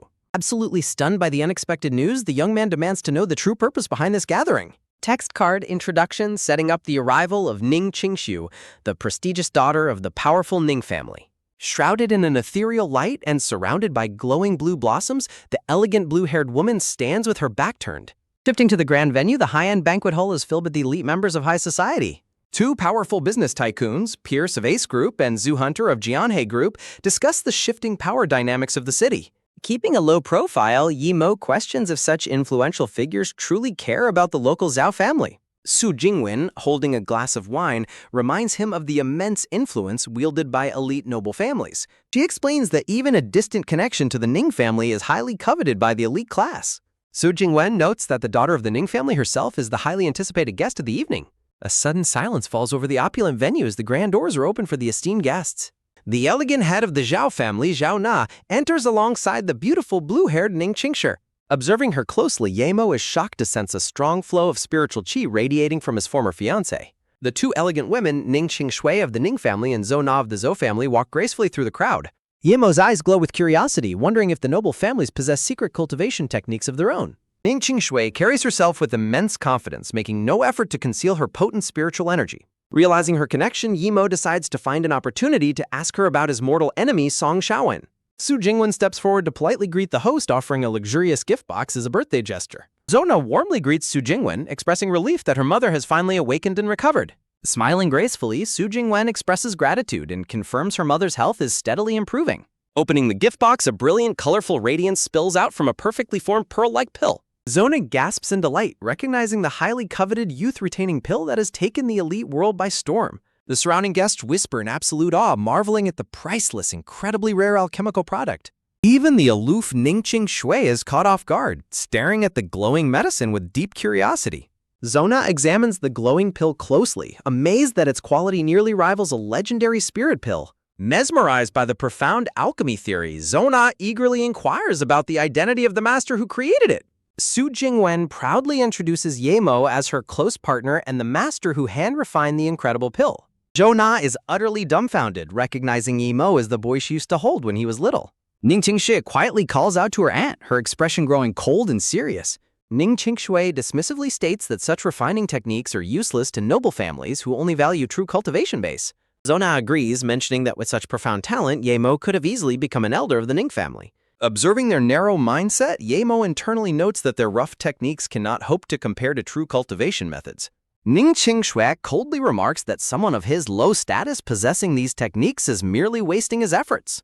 Desperate to uncover his secrets, Zhao Na asks Yemo to reveal the identity of his profound master. A serious look crosses Yemo's face as he briefly remembers the powerful female master from his past. Yemo casually claims he refined the pill just for fun, but before he can ask his question, a familiar voice interrupts. A sleek, silver-haired man in a white suit boldly enters the venue, accompanied by a formidable bodyguard. The attention of the entire room shifts toward the arrogant and powerful newcomer. The whispering crowd quickly identifies the young man as the legendary young master of the influential Song family. Zona steps forward to welcome him, surprised that the prominent young master decided to attend her gathering. Hearing the name Shaowen, Yemo's eyes widen in sheer shock as he realizes his primary target is standing right before him. Song Shaowen smoothly greets Zhao Na, expressing that he would never miss her special birthday celebration. Looking over the crowd, the arrogant young master casually asks about the identity of the guests. Zhou Na gestures toward Su Jingwen, introducing her as the esteemed daughter of the Su family. Song Shaowen locks eyes with Yemo, his smug expression masking a calculating gaze. A formal introduction identifies the silver-haired heiress Song Shaowen, the ruthless young master of the Song family. Stepping forward, Yemo introduces himself, but Song Shaowen mockingly pretends not to recognize his name. Yemo's gaze narrows, instantly realizing his enemy is playing dumb to hide his malicious intent. Resolving to test the rumors of his enemy's cultivation base, Yemo channels his spiritual energy during their handshake. Clasping hands, Yemo prepares to send a thread of his spiritual qi into his opponent's meridians to gauge his true power. His energy flows seamlessly into the silver-haired man's body, scanning his internal network. Yemo is left completely stunned as his spiritual probe reveals that the young master's meridians are entirely empty of qi. The shocking truth strikes like a bolt of lightning. Could the formidable young master actually be a powerless rod? Confronted with the unexpected meeting, the nervous silver-haired heir struggles to maintain his composure before the young cultivator. Forcing a polite smile, the elite heir quickly attempts to play off his nerves with a formal greeting. Turning away from his rival, the young master immediately attempts to charm the beautiful blue-haired noblewoman nearby. Observing the exchange, the black-haired cultivator senses that something is deeply wrong with his supposed target. An internal scan reveals a baffling anomaly. The silver-haired heir's body possesses absolutely zero spiritual energy. Dismissing the brief encounter, the arrogant young master confidently strides back into the crowd of high society guests. As he walks away, the silver-haired man internally questions if this seemingly harmless guest is truly his target. Unaware of the underlying tension, the opulent banquet continues in grand fashion as elite guests socialize. Laughter and idle chatter fill the grand hall as the prestigious guests indulge in the luxury feast. Taking center stage, the elegant master of ceremonies formally welcomes everyone to the prestigious birthday celebration. Ethereal music echoes through the ballroom as distinguished couples begin to dance across the golden floor. Retreating to the luxury restroom, the young cultivator questions if his informant fed him completely false information. Puzzled by the lack of spiritual signature, the young man steps back into the hall to find answers. From across the grand stairs, the beautiful brown-haired businesswoman keeps a close eye on her partner's movements. Seeking an opportunity, an eager young suitor approaches the elegant businesswoman to ask her for a dance. With an aloof and dismissive expression, she flatly rejects the nervous young man's hopeful request. Dejected and thoroughly embarrassed, the suitor is quickly ushered away from the popular socialite by a companion.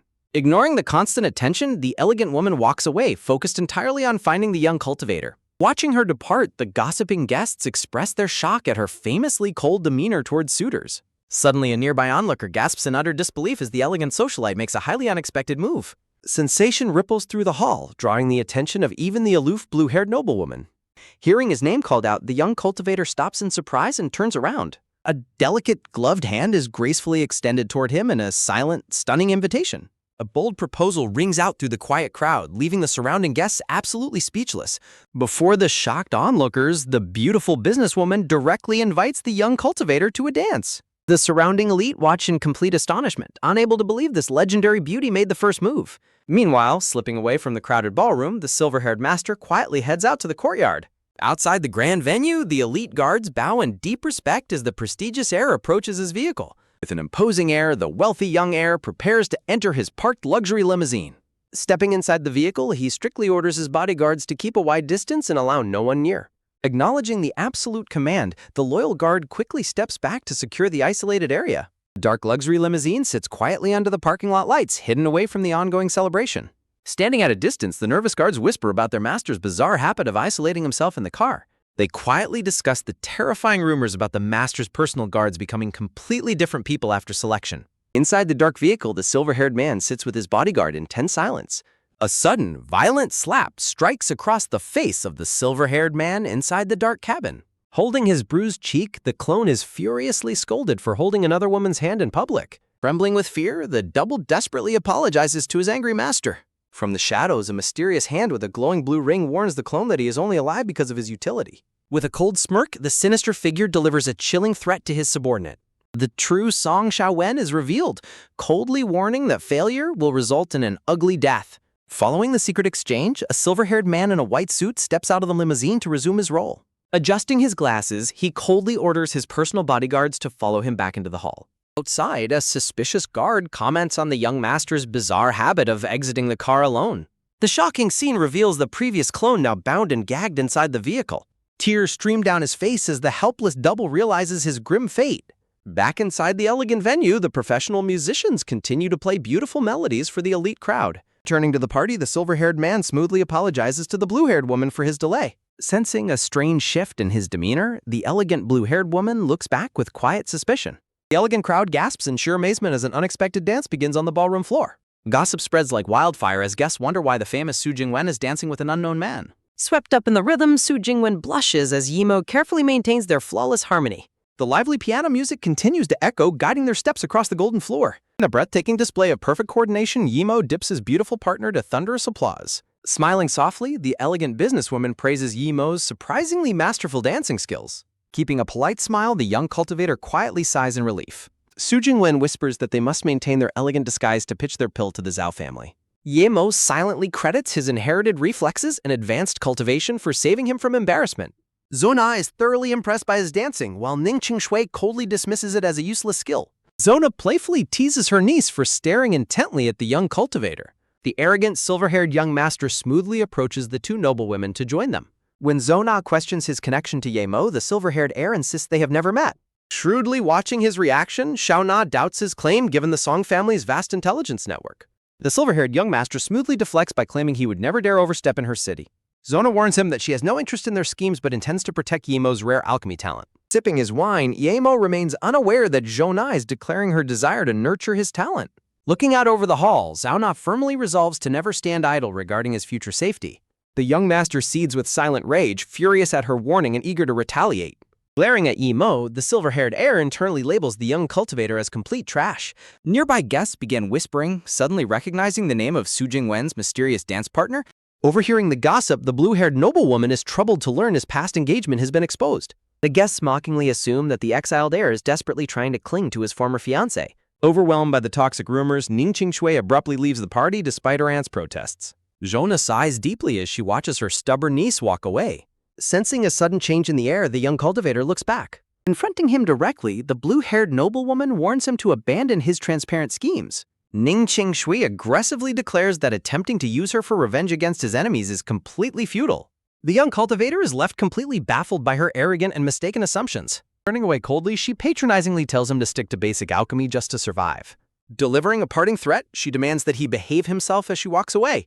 Highly amused by her arrogance, Yi Mo silently mocks her misplaced sense of superiority. Scanning her departing figure, Yi Mo suddenly notices that her internal spiritual energy is rapidly overflowing. Shocked to record, Ning Qingshui turns back as her out-of-control qi erupts in a blazing aura. Looking her dead in the eye, Yi Mo coldly states that her body is already failing. The tense standoff freezes the surrounding guests in place. She demands to know how he holds this secret. Yi Mo offers to cure her terminal condition. Suspicious of his sudden offer, the blue-haired noblewoman questions why she should trust him. Yi Mo indifferently shrugs, pointing out that she is the one running out of time. Ning Qingshui trembles as the grim reality of her rapidly fading life sinks in. Seizing the advantage, Yi Mo proposes a high-stakes trade in exchange for saving her life. With a sharp smirk, the young cultivator orders her to deliver a specific item to Song Xiaowen. Unbeknownst to them, the silver-haired young master watches their intimate hushed exchange with rising suspicion. Gritting his teeth in pure hatred, the arrogant heir vows to crush his nemesis once and for all. Outside, a quiet darkness settles over the grand mansion's manicured gardens. Moving on to his next move, the young cultivator quietly exits the venue. Following close behind, the beautiful businesswoman softly calls out his name. Zhou Na eagerly catches up, expressing her desire to discuss their youth-retaining miracle pill. The trio strolls down the garden path under the quiet starry night sky. Yi Mo directly questions her true intentions, but the playful matriarch insists on being addressed as his aunt. Cut off from his past, the young cultivator firmly rejects his former family, refusing to associate with their name. Zona quietly remarks on how similar he and his former fiancée are, catching him off guard. She reveals the grim truth of how the young woman is bound and controlled by her ruthless clan. The matriarch explains that despite having rare cultivation talent, escaping her family is nearly impossible without full transcendence. Overhearing the shocking truth, the beautiful businesswoman is utterly stunned by the existence of legendary cultivators. The young cultivator instantly deduces that his former fiancée is desperately trading her own lifespan for quick power. Confronting the matriarch, he asks for her true motives, only for her to admit she is powerless to cure the girl. The matriarch laments that all medical treatments have failed, leaving them with no hope. Listening closely, the young cultivator confidently suggests that a cure has already been set in motion. The matriarch humbles herself, admitting her own limits and expressing complete faith in his superior alchemical theories. The young businesswoman stands completely frozen, unable to believe a legendary medical authority is bowing to his talent. She quietly marvels at his vast secrets, realizing his talents extend far beyond mere pill refinement. Staring at him, she begins to wonder if he is the legendary immortal cultivator himself. Internally, the young cultivator silently dismisses this world's primitive magical arts compared to his true origins. The matriarch shifts the mood, offering an exclusive business partnership to mass-produce his miraculous youth-retaining pills. Overjoyed by the prospect of immense wealth, the young businesswoman playfully celebrates their guaranteed financial success. Turning serious once more, the matriarch desperately begs him to save her niece when her time runs out. She reveals that her niece actually resisted canceling their engagement, hoping to change his view of the girl. The young cultivator falls into a deep contemplative silence as he processes this unexpected truth. Suddenly, the arrogant silver-haired young master interrupts their private meeting with a deceptively polite smile. He smoothly bids a respectful farewell to the matriarch before making his exit. Turning his gaze, the airfix sweetly acknowledges the presence of his rival and the businesswoman. The sinister young master claims to feel an instant, friendly bond with the young cultivator upon first sight. He extends a hand, offering a parting handshake filled with hidden, dangerous intentions. Sensing the hidden challenge, the young cultivator accepts the handshake with a knowing, fearless grin. A sudden, powerful surge of kinetic energy violently crackles between their tightly locked hands. The young cultivator is instantly startled by a strange foreign sensation radiating from his opponent. He is shocked to detect a trace of active spiritual energy coursing inside the young master's body. Under the watchful eyes of his elite guards, the silver-haired heir retreats to his parked luxury limousine. A guard suddenly informs him that the blue-haired noblewoman has delivered a mysterious gift directly to his car. Intrigued by the unexpected package, the young heir boards the dark cabin to inspect the gift. Opening the box, he is thoroughly bewildered to find a delicate green paper butterfly inside. From the shadows, the real scarred young master furiously orders his clone to leave the package untouched. The true mastermind scoffs in disgust, plotting to handle his enemies personally after his subordinate's failure. He channels a terrifying electric current through his glowing blue ring, swearing to eliminate his targets. A chilling, menacing smile spreads across the villain's face as he vows to make them pay. He delivers a horrific threat, declaring he will force his target's former fiancée to murder him. In the background, the terrified double trembles in absolute fear under his master's overwhelming dark presence. Unbeknownst to them, the paper butterfly inside the closed box begins to hum with a magical green light. Meanwhile, a towering skyscraper stands illuminated under the moonlit sky, holding the key to their next clash. High above the city, the young cultivator stands on the building's edge, gazing out at the metropolis. Activating his magical tracing spell, he confidently whispers a warning to his distant, unsuspecting rival. He smiles as the glowing tracking seal takes form on his hand, ready to hunt. The magical insect takes flight, cutting through the night air to guide him to his target. The glowing tracking rune suddenly stops, confirming that his enemy is hidden somewhere inside the building. Standing atop the roof, the young cultivator realizes the building belongs to his rival's family. Without a moment of hesitation, he prepares to execute a daring leap into the dark abyss. Surrounded by a brilliant green aura, he plunges headfirst off the skyscraper to begin the operation. Inside, rare spiritual herbs are revealed, carefully locked away in high-tech glowing display cases. The matriarch gazes at her prized plants, eagerly anticipating the upcoming cultivator conference to trade or harvest. Sensing a sudden, dangerous threat, Zhao Na whirls around as her protective purple aura violently erupts to confront her hidden stalker. Emerging from the shadows, a hidden intruder mockingly praises her past reputation despite her current weakened state. Stepping forward, the bald monk in robes notes that her sensitivity to spiritual energy remains remarkably sharp. Sweating in pure dread, the purple-haired matriarch is highly shook to realize she is facing actual formidable cultivators. She demands to know their true motives while silently calculating her slim chances of escaping a single opponent. A corpulent second monk suddenly blocks her path, warning that they will work together to ensure she cannot escape. Trapped in the courtyard, the purple-haired matriarch bitterly realizes she is completely surrounded by two powerful cultivators. Keeping her composure, she calmly inquires about the true purpose of their unexpected intrusion. The heavy-set monk politely but firmly demands that she accompany them without causing any unnecessary trouble. Lacking any patience, the cruel skinny monk suggests they simply cripple her limbs and drag her away. Refusing to surrender, the matriarch prepares to activate a massive glowing overlord flower behind her. She triggers the giant plant, releasing a dense, glowing cloud of green toxic gas to trap them. The skinny monk gasps in sheer shock as the mysterious fog rapidly blankets the courtyard. Covering his mouth, the corpulent monk immediately warns his companion that the mist is highly poisonous. Protected by a special leaf in her mouth, the matriarch hopes the toxic gas will delay her pursuers. Knowing she cannot defeat two cultivators, she makes a desperate break for freedom during the distraction. Suddenly, a massive, shadowy black creature with glowing red eyes rises to block her escape route. Paralyzed by the overwhelming pressure, the matriarch stares in absolute terror at the towering monster. Snared by the dark energy, she realizes with dread that her opponent is wielding forbidden shadow arts. A silhouetted figure in a suit steps forward, prompting her to suspect he is from the hidden sects. Walking through the mist, the mysterious man confirms he belongs to the sect that destroyed her home. Trapped by his shadows, she demands his identity, knowing the hidden sects should not have returned yet.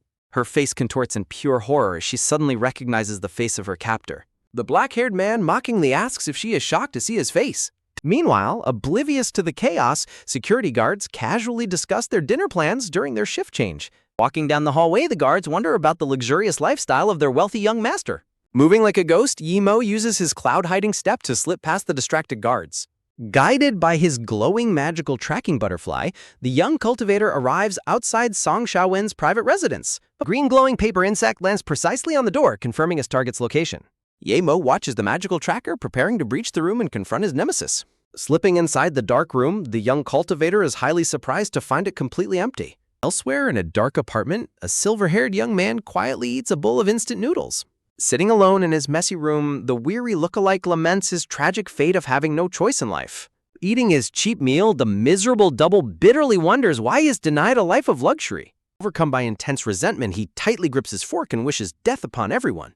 Staring with bloodshot eyes, the lookalike curses his fate for suffering simply because of his identical face. He recalls the painful memory of being bound and gagged on a car seat by his ruthless double. Adjusting his glasses, the true silver-haired heir coldly warned him of the deadly consequences of being discovered. Arrogantly, the real young master reminded the weeping captive that a counterfeit can never become the real thing. The helpless double wept in despair as he was ordered to abandon any hope of escaping his fate. Back in the present, the defiant double decides to open the forbidden blue box out of pure spite. Carefully opening the lid, he is amazed to find the glowing green paper butterfly inside. He panics in confusion as the magical paper insect suddenly flies up into the bedroom air. A menacing black silhouette suddenly appears behind him, coldly demanding to know his true identity. Screaming in absolute terror, the silver-haired double falls backward to escape the sudden intruder. He crashes heavily onto the floor, groaning in pain as he stares up at the mysterious visitor. Ye Mo walks into the room, surprised to find his target completely lacks any spiritual or killing intent. Recognizing his intruder from the banquet, the terrified double panics and desperately claims to be Song Xiaowen. Standing tall in the dark doorway, the young cultivator looks down at his trembling, pathetic target. With glowing red eyes, Ye Mo coldly demands to know the exact location of the real Song Xiaowen. A legendary saga of power and betrayal unfolds as the mysterious young cultivator begins his ultimate ascent. Deep in a dark alley, a group of armed thugs coordinates a hit, promising their wealthy employer that the target will be easily eliminated. The scarred thug leader confidently reassures his client over the phone that the target's path home is completely covered. After detailing their brutal plan to cripple the target, the gang spots the unsuspecting young man approaching their trap. Dressed in a sharp suit, Ye Mo walks calmly down the deserted alleyway, completely unaware of the ambush lying in wait. Ye Mo is deep in thought, marveling at the shocking realization that magical spirit artifacts exist in this modern world. He ponders whether powerful modern families are secretly backed by elite cultivators who have reached the advanced fourth stage. He reflects on the immense power of spirit artifacts and how their quality depends entirely on the creator's spiritual forge. Knowing this world's spiritual energy is too thin for forging, Ye Mo suspects a secret source of power must exist. He concludes that his rivals must harbor a sacred spirit spring, a priceless treasure that could change everything. His deep train of thought is abruptly shattered by a hostile voice echoing through the quiet alley. Heavy footsteps approach as the gang steps forward, blocking his path with clear malicious intent. A crowd of menacing, silhouetted figures armed with bats completely surrounds the calm young cultivator. The scarred thug leader offers him a mock choice, asking if he wants to break his own legs or have them do it. Ye Mo remains dead silent, a dangerous purple aura beginning to flare around him as he locks eyes with his attackers. The thug leader's cocky attitude instantly falters, breaking into a nervous sweat under Ye Mo's terrifyingly cold glare. Desperate to shake off his growing dread, the panicked leader points a finger and screams at his men to attack. Roaring in unison, the armed gang charges forward blindly to overwhelm the lone target with brute force. Watching from the back, the smug boss boasts that even a martial arts expert cannot survive his elite squad. In a blinding flash of kinetic force, the attackers are effortlessly sent flying through the air like ragdolls. The boss's jaw drops in absolute horror as his entire squad is dismantled in a matter of seconds. A devastating strike lands with brutal precision, shattering any hope the thugs had of a Victoria. Ye Mo unleashes a flawless sweeping counterattack, leaving a trail of purple light as he easily finishes off the remaining combatants. Trapped in a living nightmare, the trembling boss struggles to comprehend the monstrous strength of the young man before him. Towering over the defeated gang, Ye Mo lifts a bloody thug by the collar, demanding to know the mastermind's name. Dust settles on a flawless victory, but a far greater threat begins to loom over the city. High above, the scene shifts to the ruined glass greenhouse atop Zhao Na's lavish family estate. The blue-haired noblewoman, Ning Qing Sui, arrives at the rooftop crime scene accompanied by her personal security detail. Her lead bodyguard steps forward, handing over a tablet containing newly recovered surveillance footage of the incident. The footage confirms that a group of intruders breached the compound at midnight and successfully abducted the matriarch. As the video continues, Ning Qing Sui's eyes widen in disbelief when a highly familiar face is captured on camera. A wave of fury washes over her as she recognizes the suspect as one of the recent banquet attendees. The screen freezes on a clear image of Ye Mo, confirming her worst suspicions about his involvement. Under the bright daylight, a sleek luxury limousine pulls up outside a modern high-end residence. Standing outside the target location, the blue-haired noblewoman grips her smartphone, preparing to confront the alleged kidnapper. A text message on her screen displays the exact address of Ye Mo's suspected hideout. She stares at the luxurious villa, certain that her family's missing matriarch is locked away inside. Seething with hatred, she vows to make Ye Mo pay for daring to target her beloved relative. Suddenly, the large muscle thug, covered in bandages and an arm sling, politely approaches to ask if she is looking for Ye Mo. Spotting his heavy injuries, she demands that he immediately lead her to his master, suspecting he is one of the kidnappers. A heavily bandaged thug meekly guides her through the gated entrance, pointing toward the estate's inner courtyard. Ning Qing Sui is thoroughly bewildered to find a group of heavily bandaged thugs obediently performing quiet gardening work around the yard. Nearby, the scarred thug leader stands submissively, offering a warm glass of water to Ye Mo, who rests comfortably on a lounge chair. Her furious shout echoes across the garden, prompting the relaxed young cultivator to look up in surprise at her arrival. Ning Qing Sui demands that he order his men to release her aunt safely in exchange for dropping all charges. She storms forward with absolute authority, her sharp gaze locked onto the lounging young cultivator. A highly confused Yemo sits up in his lounge chair, completely clueless about her accusations of kidnapping insubordinates. She points an accusatory finger directly at his chest, demanding to know his ultimate motive for taking her family member. The realization hits Yemo as he questions her about the kidnapping, realizing he has been completely framed for the crime. Refusing to believe his lies, she shoves her phone in his face, revealing a surveillance image that seemingly seals his guilt. A sinister trap is sprung as a malicious double using Yemo's face is captured on camera at exactly 1:23 a.m. Staring at his phone, Yemo realizes Song Xiaowen framed him using a spirit artifact to spark a deadly feud with Ningqing Shou. Enraged, the blue-haired woman unleashes her glowing spiritual energy and fiercely demands the immediate return of her aunt. Calmly crossing his arms, Yemo explains his alibi and points to Song Xiaowen's own men to verify his innocence. The blue-haired woman recoils in shock as her energy disperses, realizing the guards are not actually his loyal followers. The scarred thug leader presents chat history proving Yemo was indeed with them during the time of the kidnapping. Scarred thug leader explains that their original orders from Song Xiaowen were to capture and hold Yemo. Still highly skeptical, she demands to know how his face could possibly appear on the security footage. Yemo reveals a recorded video on his smartphone as backup evidence to clear his name.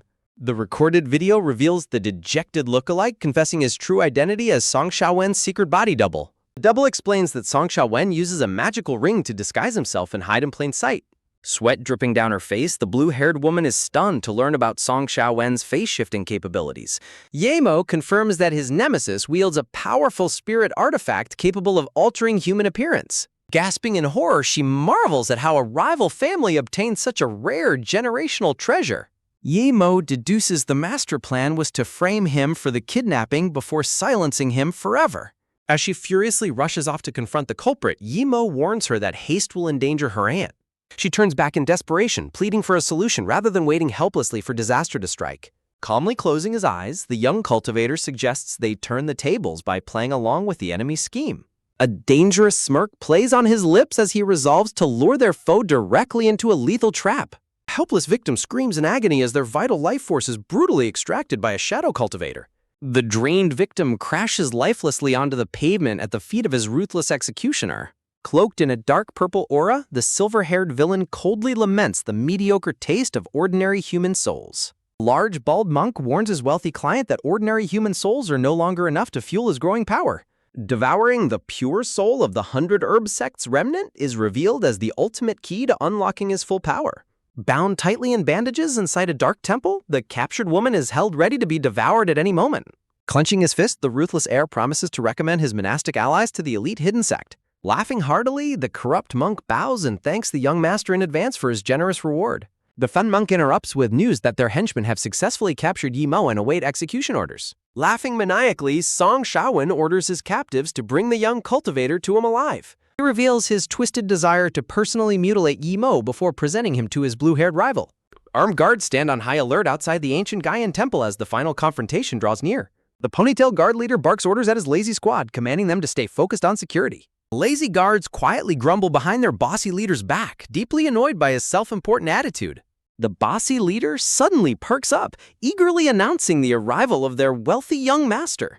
Dressed in a pristine white suit, the arrogant young master confidently strides into the temple courtyard to meet his destiny. Bowing obsequiously, the eager guard leader reassures his wealthy employer that everything is completely under control.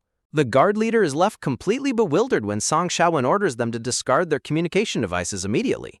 A menacing aura flares around the silver-haired master as he coldly demands to know if he needs permission. Shaking in sheer terror, the panicked guard quickly backs down and rushes to execute the bizarre command. Walking away, the disguised mastermind quietly reflects on how strangely his target is acting. The fleeing guard is struck by a sudden wave of suspicion, realizing his master has never called him by name before. A white van rolls up to the ancient temple gate, signaling the arrival of the captured target. Hands securely bound, Yemo is roughly escorted out of the transport vehicle by a masked, hooded captor. Shoving him forward, the masked guard with piercing blue eyes fiercely orders Yemo to behave himself. Bringing his hands together, the smug young master prepares to greet his captive opponent with mock respect. A mockingly polite greeting echoes across the courtyard, signaling the start of a deadly reunion. Flanked by his corrupt monastic allies, the silver-haired young master gloats over his seemingly perfect victory. Facing his nemesis, Yemo demands to know exactly what the villain has planned for him. From atop the temple stairs, the gloating heir mockingly asks where Yemo's arrogant banquet confidence went. A chillingly triumphant grin spreads across the mastermind's face, completely unaware that he has just walked into a trap. The sinister trap sprung, the manic silver-haired heir loses his mind, furious that his rival dared to speak to the blue-haired noblewoman right in front of him. Pointing aggressively, the glasses-wearing villain admits his greatest mistake was trusting an incompetent subordinate to eliminate his rival sooner.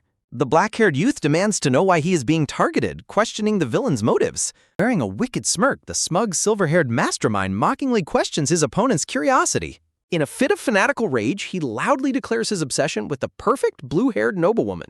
The black-haired youth is completely dumbfounded, questioning if a mere romantic obsession is his motive for murder. Unleashing his sinister purple energy, the villain boasts that a quick execution would be far too boring. The proud mastermind summons a terrifying purple shadow specter, claiming a mortal has never witnessed such power. Unfazed by the massive entity, the young cultivator calmly identifies the beast as a mere summon. The villain reveals his horrific plan to feed the captured matriarch to his shadow specter to achieve immortality. He loudly proclaims his dark ambition to transcend humanity and become an all-powerful god. The calm, black-haired cultivator asks why he was brought here alive instead of being executed immediately. Staring at his gold ring, the heir gloats that he deliberately left behind security footage to frame his rival. Surrounded by crackling blue energy, the mastermind begins to explain his ultimate plan to frame his opponent. Shifting his face to match his rivals, he proudly claims everyone will believe his opponent killed the matriarch. The young cultivator smirks, amused that the villain just confessed to his entire crime out loud. The silver-haired mastermind freezes, deeply unsettled by his prisoner's sudden relaxed confidence. Shattering his ropes with ease, the black-haired youth turns to his disguised partner to confirm she heard everything. Pulling down her face mask, the disguised woman grimly confirms that she has indeed heard his entire confession.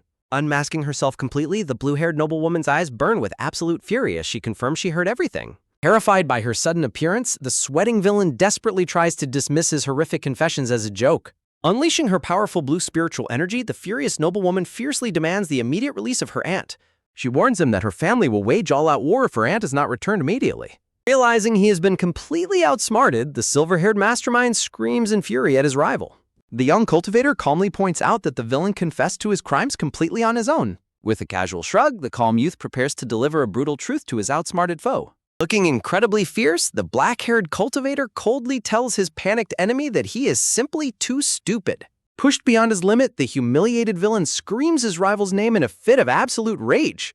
Turning to her ally, the blue-haired noblewoman suggests they depart now that her family's forces are notified.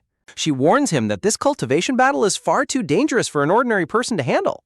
Consumed by intense jealousy, the silver-haired villain is outraged to see his crush acting so close to his rival. Overwhelmed by rage, the villain points forward and fiercely orders his monastic allies to execute the cultivator.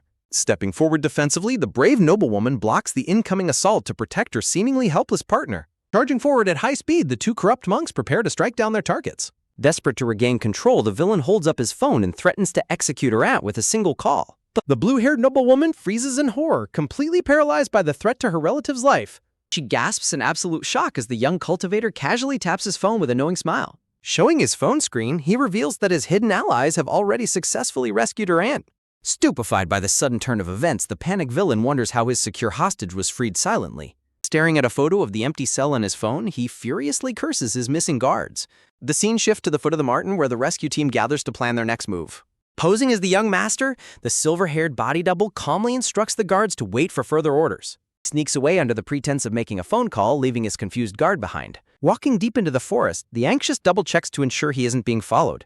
A text message reveals the double has been secretly feeding real-time updates directly to his true master. Back at the temple, the real mastermind erupts with violent pink energy, realizing his double betrayed him.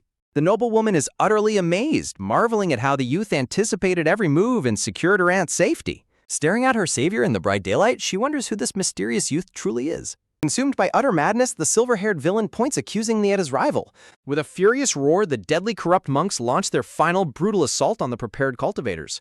With their corrupt monastic allies charging forward, the battlefield erupts into a spectacular clash of purple and blue spiritual energies. Suddenly, glowing pink energy bands bind the blue-haired noblewoman, leaving her completely paralyzed and unable to move.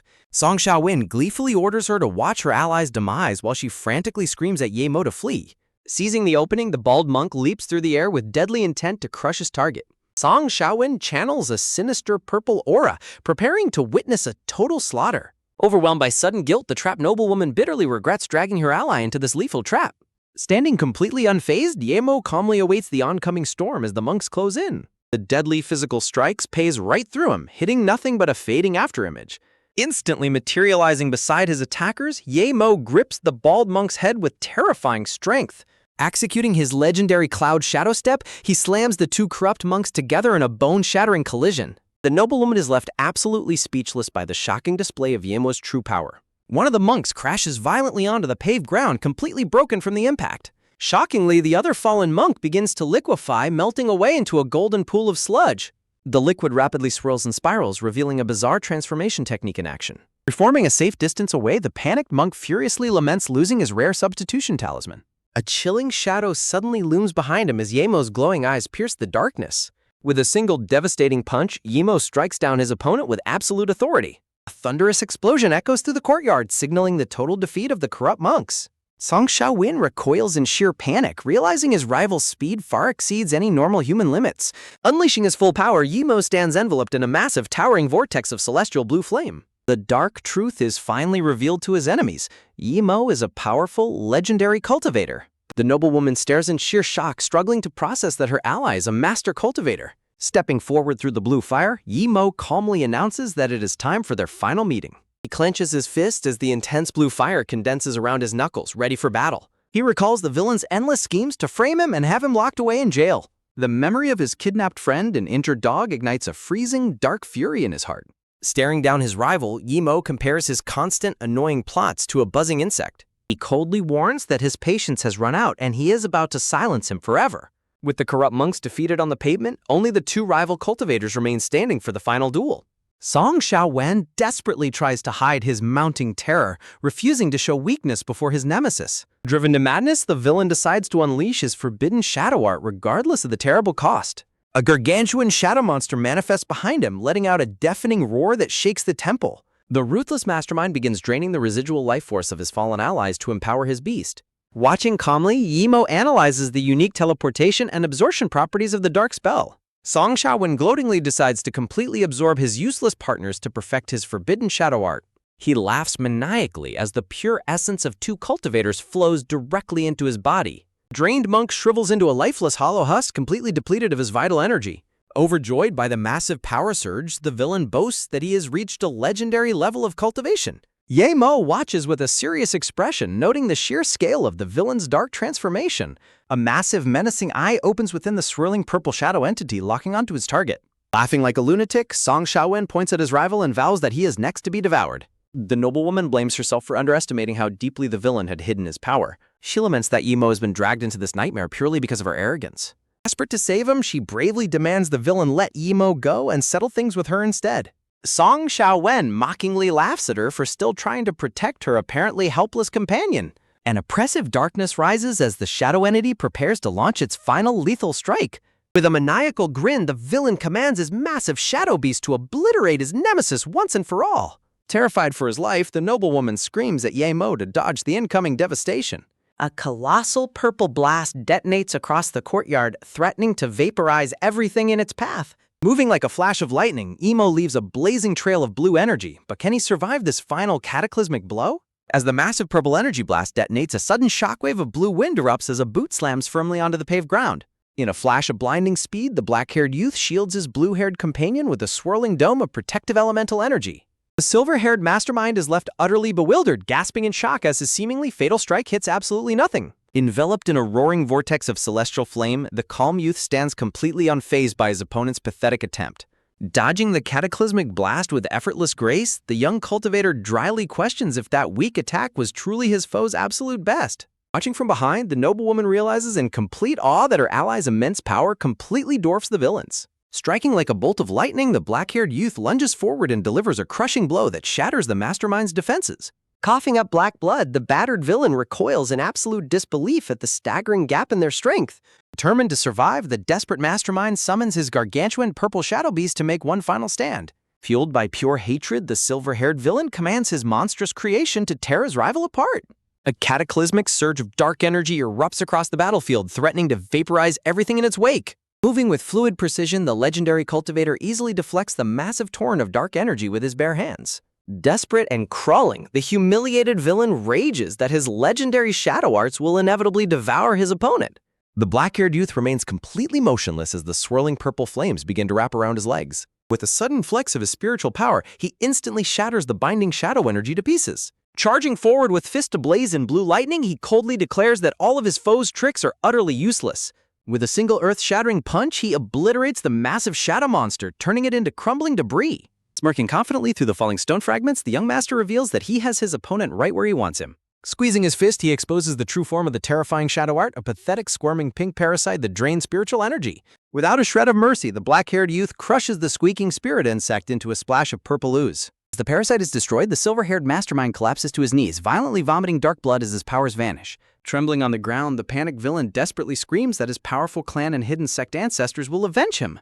The young cultivator pauses thoughtfully, intrigued by the mention of the mysterious hidden sects of this world. Mistaking his pause for hesitation, the desperate mastermind laughs hysterically, boasting that his lineage makes him completely untouchable. Ignored by his rival, the black-haired youth begins to walk forward, surrounded by an aura of flickering blue flames.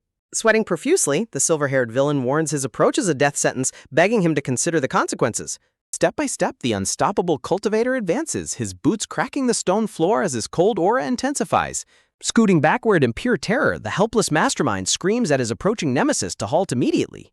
His hand crackling with cold celestial energy, the youth ignores the frantic threats and desperate bargains thrown his way. Crying and trembling, the defeated villain completely breaks down, desperately pleading for his life. With a cold, merciless gaze, the black-haired youth bids his enemy a final farewell before unleashing his strike. A thunderous explosion reverberates across the temple courtyard as the decisive blow is finally delivered. Shielding herself from the blinding shockwave, the blue-haired noblewoman watches the devastating aftermath in stunned silence. Standing victorious over his fallen, unconscious foe, the young master's towering blue flame slowly begins to subside. The courtyard falls completely still as the dust settles around the cratered battlefield. Walking calmly away from the wreckage, the youth reassures his companion that her kidnapped aunt is officially safe.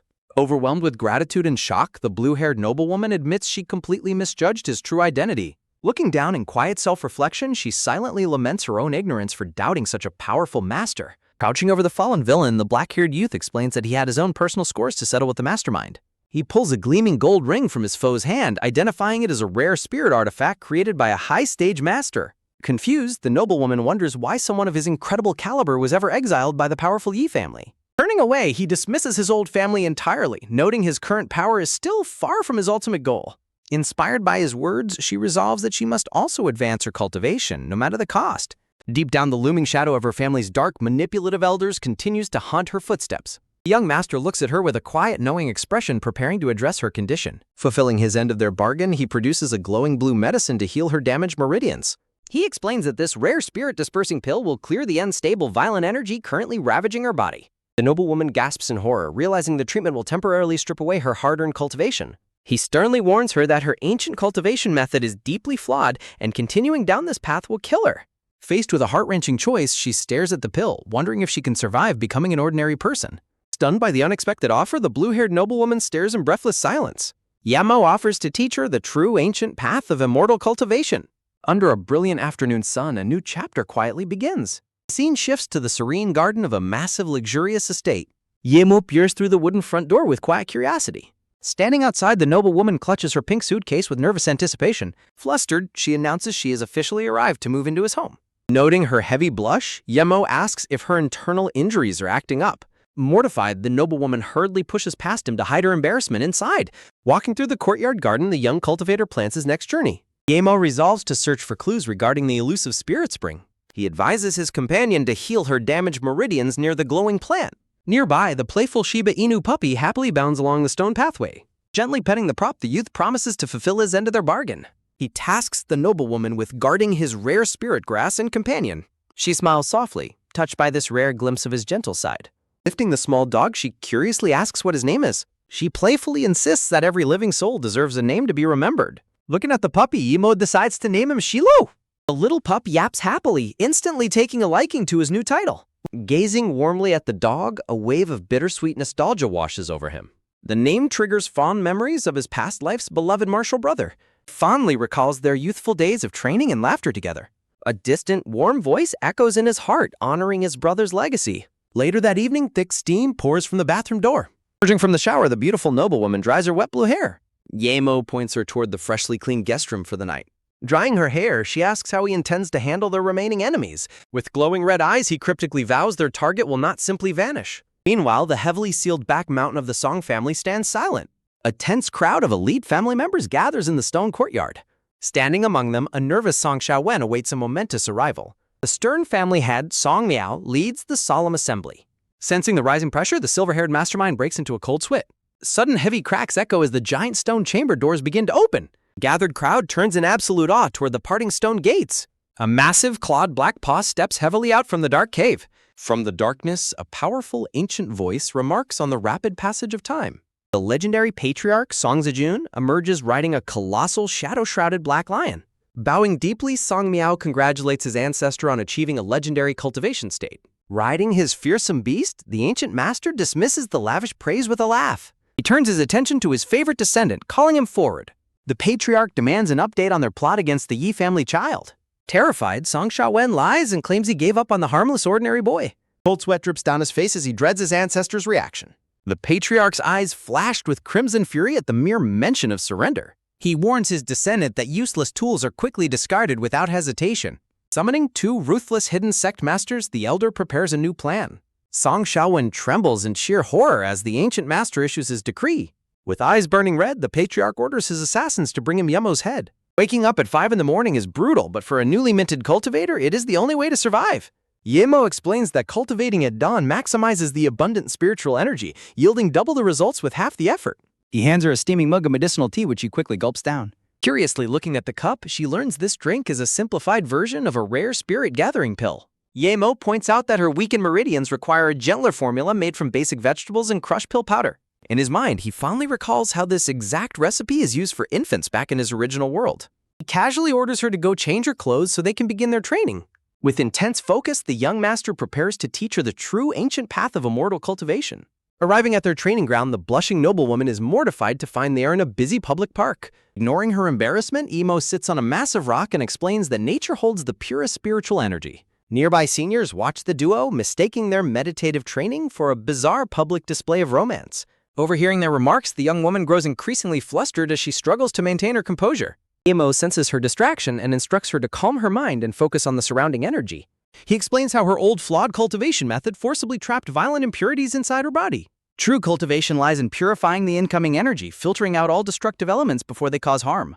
Surrounded by blue flames, he reveals his superior method allows for complete control and utilization of spiritual energy. He commands her to locate the spiritual center in her forehead, sending a spark of blue flame toward her. She closes her eyes, desperately searching for the gateway to her inner power. Swirling blue energy envelopes her as she tries to empty her mind of all earthly thoughts. The looming shadow of her past struggles flashes in her mind, threatening to disrupt her focus. Frustrated and sweating, she laments her inability to sense even a single shred of spiritual energy. The nearby park elders notice her intense sweating, growing worried about her physical well-being. Plunged into a dark void of self-doubt, she fears she is simply too weak to succeed.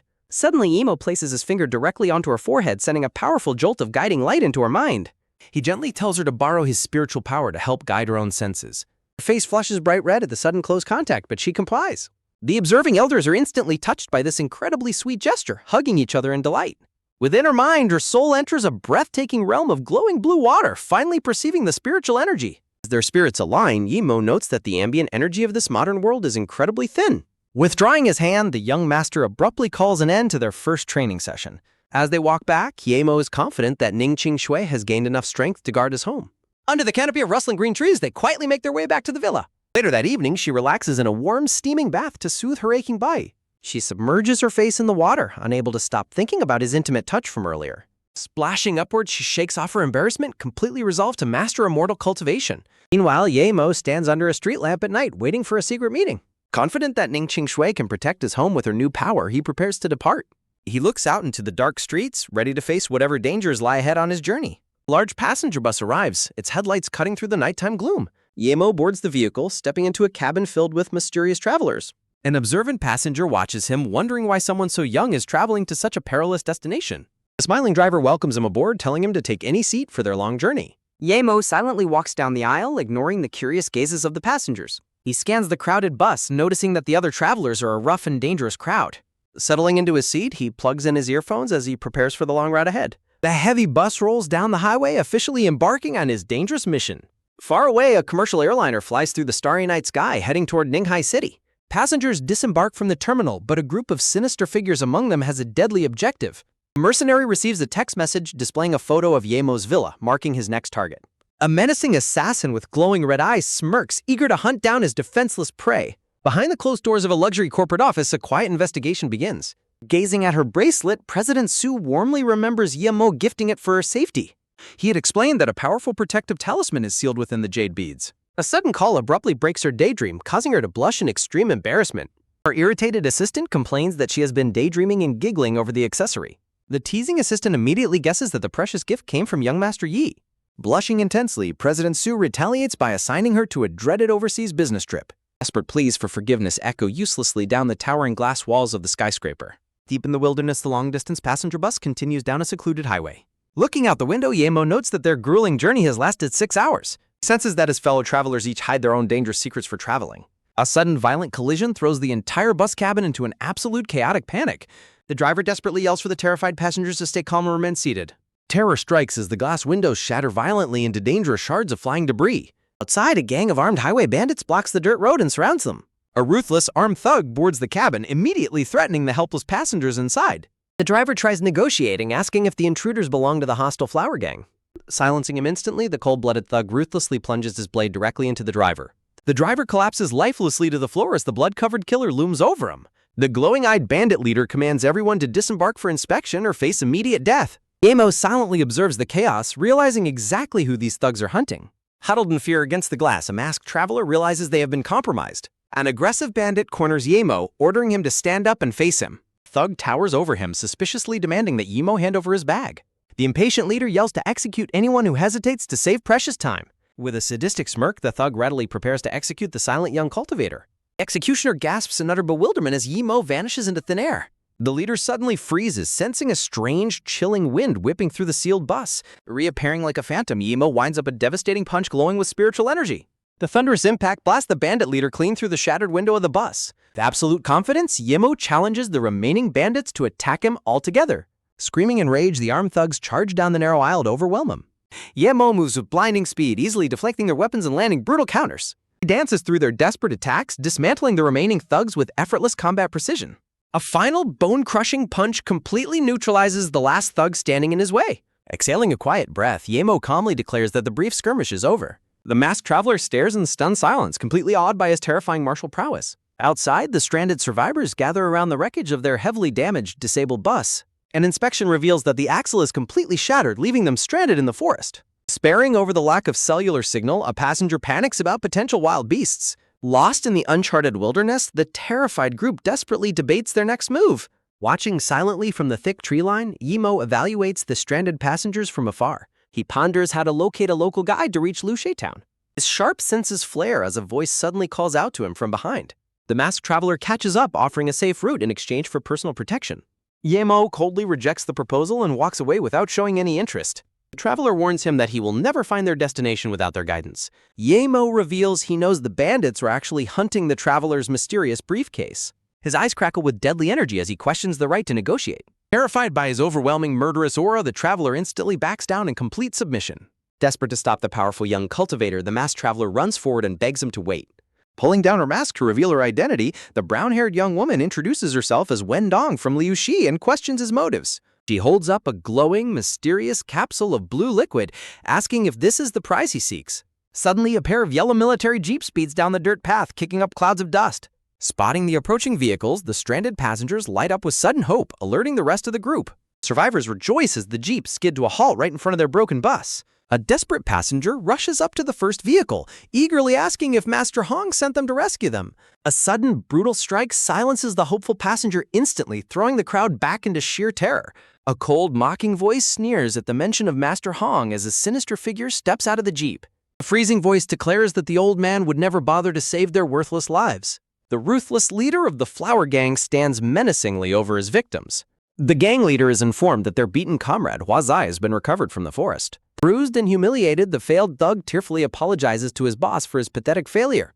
Sitting on a makeshift chair, the scarred leader demands to know where the target woman went. The kneeling thug desperately explains that an incredibly powerful brat wiped out their entire squad. Furious at the absurd excuse, Brother Lai fiercely threatens his subordinate for daring to lie to him. Seeing a chance to escape, the bald passenger in the red jacket offers to reveal the target's location.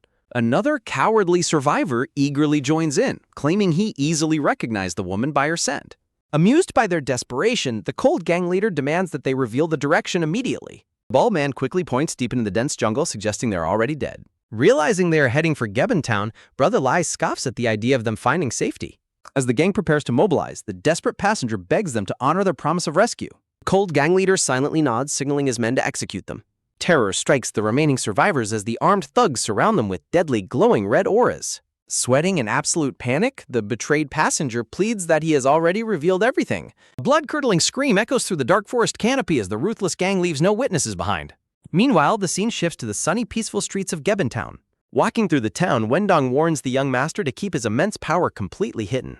She explains that keeping a low profile is crucial to avoiding the relentless hunters of the Flower Gang. She warns that displaying his power could expose his connection to the highly coveted divine water. Suddenly, she spots their destination and points out the specific contact she was looking for. Nearby, a kind gray-haired elder crouches down to pet and comfort his loyal, hard-working dog. The loyal dog happily leans into the elderly man's warm embrace. Hearing his name called, the legendary local snakehead Juoaiguo turns around in pleasant surprise. Spotting his young associate, the elderly man's face lights up with a warm, welcoming smile. She urgently requests his help to smuggle them into Liushi, and he readily offers his next convoy. She assures Ye Mo that Zuoeguo's established convoy is the safest way to enter the region. Her expression saddens as she explains that his wife has been severely ill and hospitalized for years. As the elder invites him inside to rest, a hostile voice suddenly calls out from behind. A smug loan shark and his aggressive gang corner the elder, demanding immediate repayment of his casino debt. Sensing trouble, Yimo quietly ponders whether he should simply eliminate these annoying thugs right now. Sweating nervously, the helpless elder pleads to postpone the matter until his urgent business is complete. The ruthless blonde loan shark rejects his pleas, threatening to destroy him if he doesn't pay today. Wendong grows deeply suspicious, knowing the elder absolutely detests gambling and would never mortgage his convoy. Furious, Uncle Aigo fiercely accuses the thugs of scheming against him with predatory loans during his financial crisis. The smug criminal mockingly counters that the elder signed a binding contract to secure medical funds for his wife. Desperate to secure the convoy and avoid a noisy fight that attracts the Flower Gang, Wendong calculates her options. Stepping forward, the brave young woman boldly offers to pay off the entire debt on his behalf. Though Uncle Aigo protests, she insists that saving his vital convoy is the only thing that matters right now. Smiling wickedly, the loan shark reveals a predatory contract with compounding interest designed to extort an impossible sum. The ruthless blonde loan shark flashes a predatory grin as he reveals the astronomical compounding interest to the debt. Outraged by the blatant extortion, Wendong and Uncle Aigo fiercely protest the hidden clause. Smirking at their despair, the blonde loan shark offers to settle the massive debt through a gamble. He gestures toward Mr. William, introducing his formidable champion to play a decisive game of dice. Stepping forward with an sinister elegance, the elite gambler formally introduces himself to the group. Sweating in panic, Uncle Aigo urgently warns Wendong that this man is the casino's deadliest weapon. The loan shark outlines the ruthless stakes, promising to erase the debt if she wins, but warning that losing will double it. With glowing eyes, the villain mockingly challenges Wendong's courage to take the high-stakes risk. Watching from the side, Yemo realizes Wendong is completely cornered and desperate to save the convoy. Yemo's sharp mind quickly deduces that this entire gamble is nothing but a carefully orchestrated trap. Unbeknownst to her enemies, Wendong relies on her highly refined sense of hearing to predict the dice. She recalls her rigorous childhood training where she learned to identify dice positions blindfolded. Believing she holds a massive advantage, the young woman boldly accepts the dangerous challenge. Uncle Aigo desperately grabs her arm, pleading with her to walk away from this obvious trap. The smug loan shark assures her that he will fully honor his side of the agreement. A high-stakes showdown begins as both sides take their seats around the massive wooden table. Bracing herself, Wendong prepares to make her first move under the intense pressure. Mr. William calmly adjusts his glasses, oozing absolute confidence as he stares down his opponent. Observing the room, Yemo senses that this champion is far more dangerous than a simple casino ace. A sinister thought echoes in the shadows, mocking the group's reckless decision to play their game. Mr. William recalls his lifelong training, having mastered advanced gambling techniques since early childhood. Confident in his supremacy, he touches his mysterious, master-gifted cufflink, sealing his absolute control over the game. With complete concentration, Wendong violently shakes the dice cup high in the air. Mr. William maintains his arrogant composure, convinced that the outcome is already decided. Slamming the cup down, Wendong demands that her opponent make the first choice of the game. The thugs laugh mockingly, reminding her that she shook the dice herself to prevent any excuses. Unfazed by their mockery, Wendong warns them not to celebrate their victory too early. Relying on cold mathematics and her trained ears, she calculates the exact pattern of the hidden dice. Memorizing the subtle, microscopic differences in the landing sound, her eyes sharpen with absolute certainty. With supreme confidence, the young woman loudly declares her choice of an even number. Smiling smugly, Mr. William picks the remaining option and commands her to reveal the results. The cup is lifted to reveal an even total, securing a stunning victory for Wendong. Overjoyed by the breakthrough, Uncle Agwo eagerly celebrates their successful first round. Unfazed by the loss, the loan shark's thugs impatiently demand they proceed to the next round. Shaking the cup once more, Wendong issues a stern warning for them to keep their word. She slams the cup down and chooses odd, daring the casino champion to make his prediction. Mr. Williams smiles coldly, fully prepared to unleash his true hidden manipulation. Yemo watches silently, his red eyes narrowing as the real battle finally begins. With glowing sinister eyes, the elite gambler shockingly chooses leopard, betting on 3 identical dice. Uncle Aiguo gasps in sheer disbelief at the astronomically low probability of such a high-stakes bet. Wendong smirks, convinced her opponent has just made a desperate losing gamble. She confidently lifts the cup to end the game, completely oblivious to Mr. Williams' mocking pocket of tricks. The cup is removed to reveal 3 identical sixes, an impossible perfect leopard. Horror strikes Wendong as she stares in absolute shock, unable to comprehend how she misheard the dice. Yemo's sharp gaze locks onto the table, analyzing the supernatural cheating technique used against them. Grinning like a maniac, Mr. William eagerly demands they begin the final deciding round. Sweating profusely, Wendong desperately tries to calm her nerves and focuses entirely on the cup. With a sharp thud, she slams the cup onto the wooden table for the final turn. Plagued by sudden doubt, her mind races as she desperately tries to decipher the deceptive sound. As tension reaches a boiling point, Yemo stands quietly by her side, ready to make his next move. With everything on the line, the young woman in the black cap desperately declares her final high-stakes bet of odd. The opposing thugs mock her sudden panic, confident in their champion's undefeated streak. The elite gambler in glasses flashes a smug, sinister grin as he prepares to seal their doom. Declaring the table his absolute territory, the elite gambler confidently locks in his choice of even. Confusion turns to pure dread as the young woman realizes her audio calculations might have failed her. Just as she hesitantly reaches to open the cup, a mysterious hand suddenly stops her in her tracks. The unexpected interruption instantly draws the hostile glares of the smug casino crew. Stepping forward, the black-haired youth boldly demands to take over the gamble himself. The elite gambler narrows his eyes, sizing up his new opponent with cold suspicion. The terrified young woman tries to warn him of the heavy dangers surrounding the seasoned expert. He calmly reassures her, hinting at a deep secret they both share. She stares at the cup in realization as the truth about their opponent finally starts to click. Shock paralyzes her mind as she realizes the elite gambler is actually a cultivator. Outraged by the sudden swap, the blonde loan shark slams his hand down and objects to the intrusion. The angry boss fiercely points his finger, claiming the bet was strictly made with the young woman.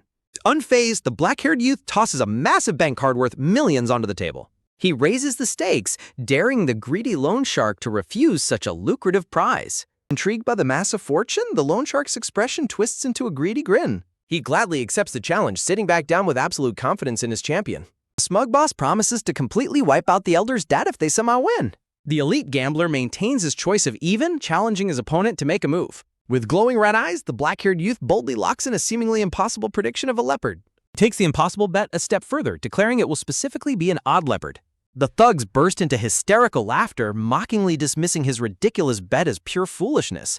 Even his allies panic, desperately questioning his sanity over such an astronomically low probability. Oozing sinister energy, the elite gambler gives him one final chance to retract his foolish claim. He refuses to back down, calmly demanding that they reveal the final results immediately. With a cold sneer, the elite gambler summons his hidden power to manipulate the outcome. He silently channels his telekinetic cufflink, attempting to effortlessly shift the dice to his favor. Confident in his victory, the villain gloats as he prepares to claim the massive fortune.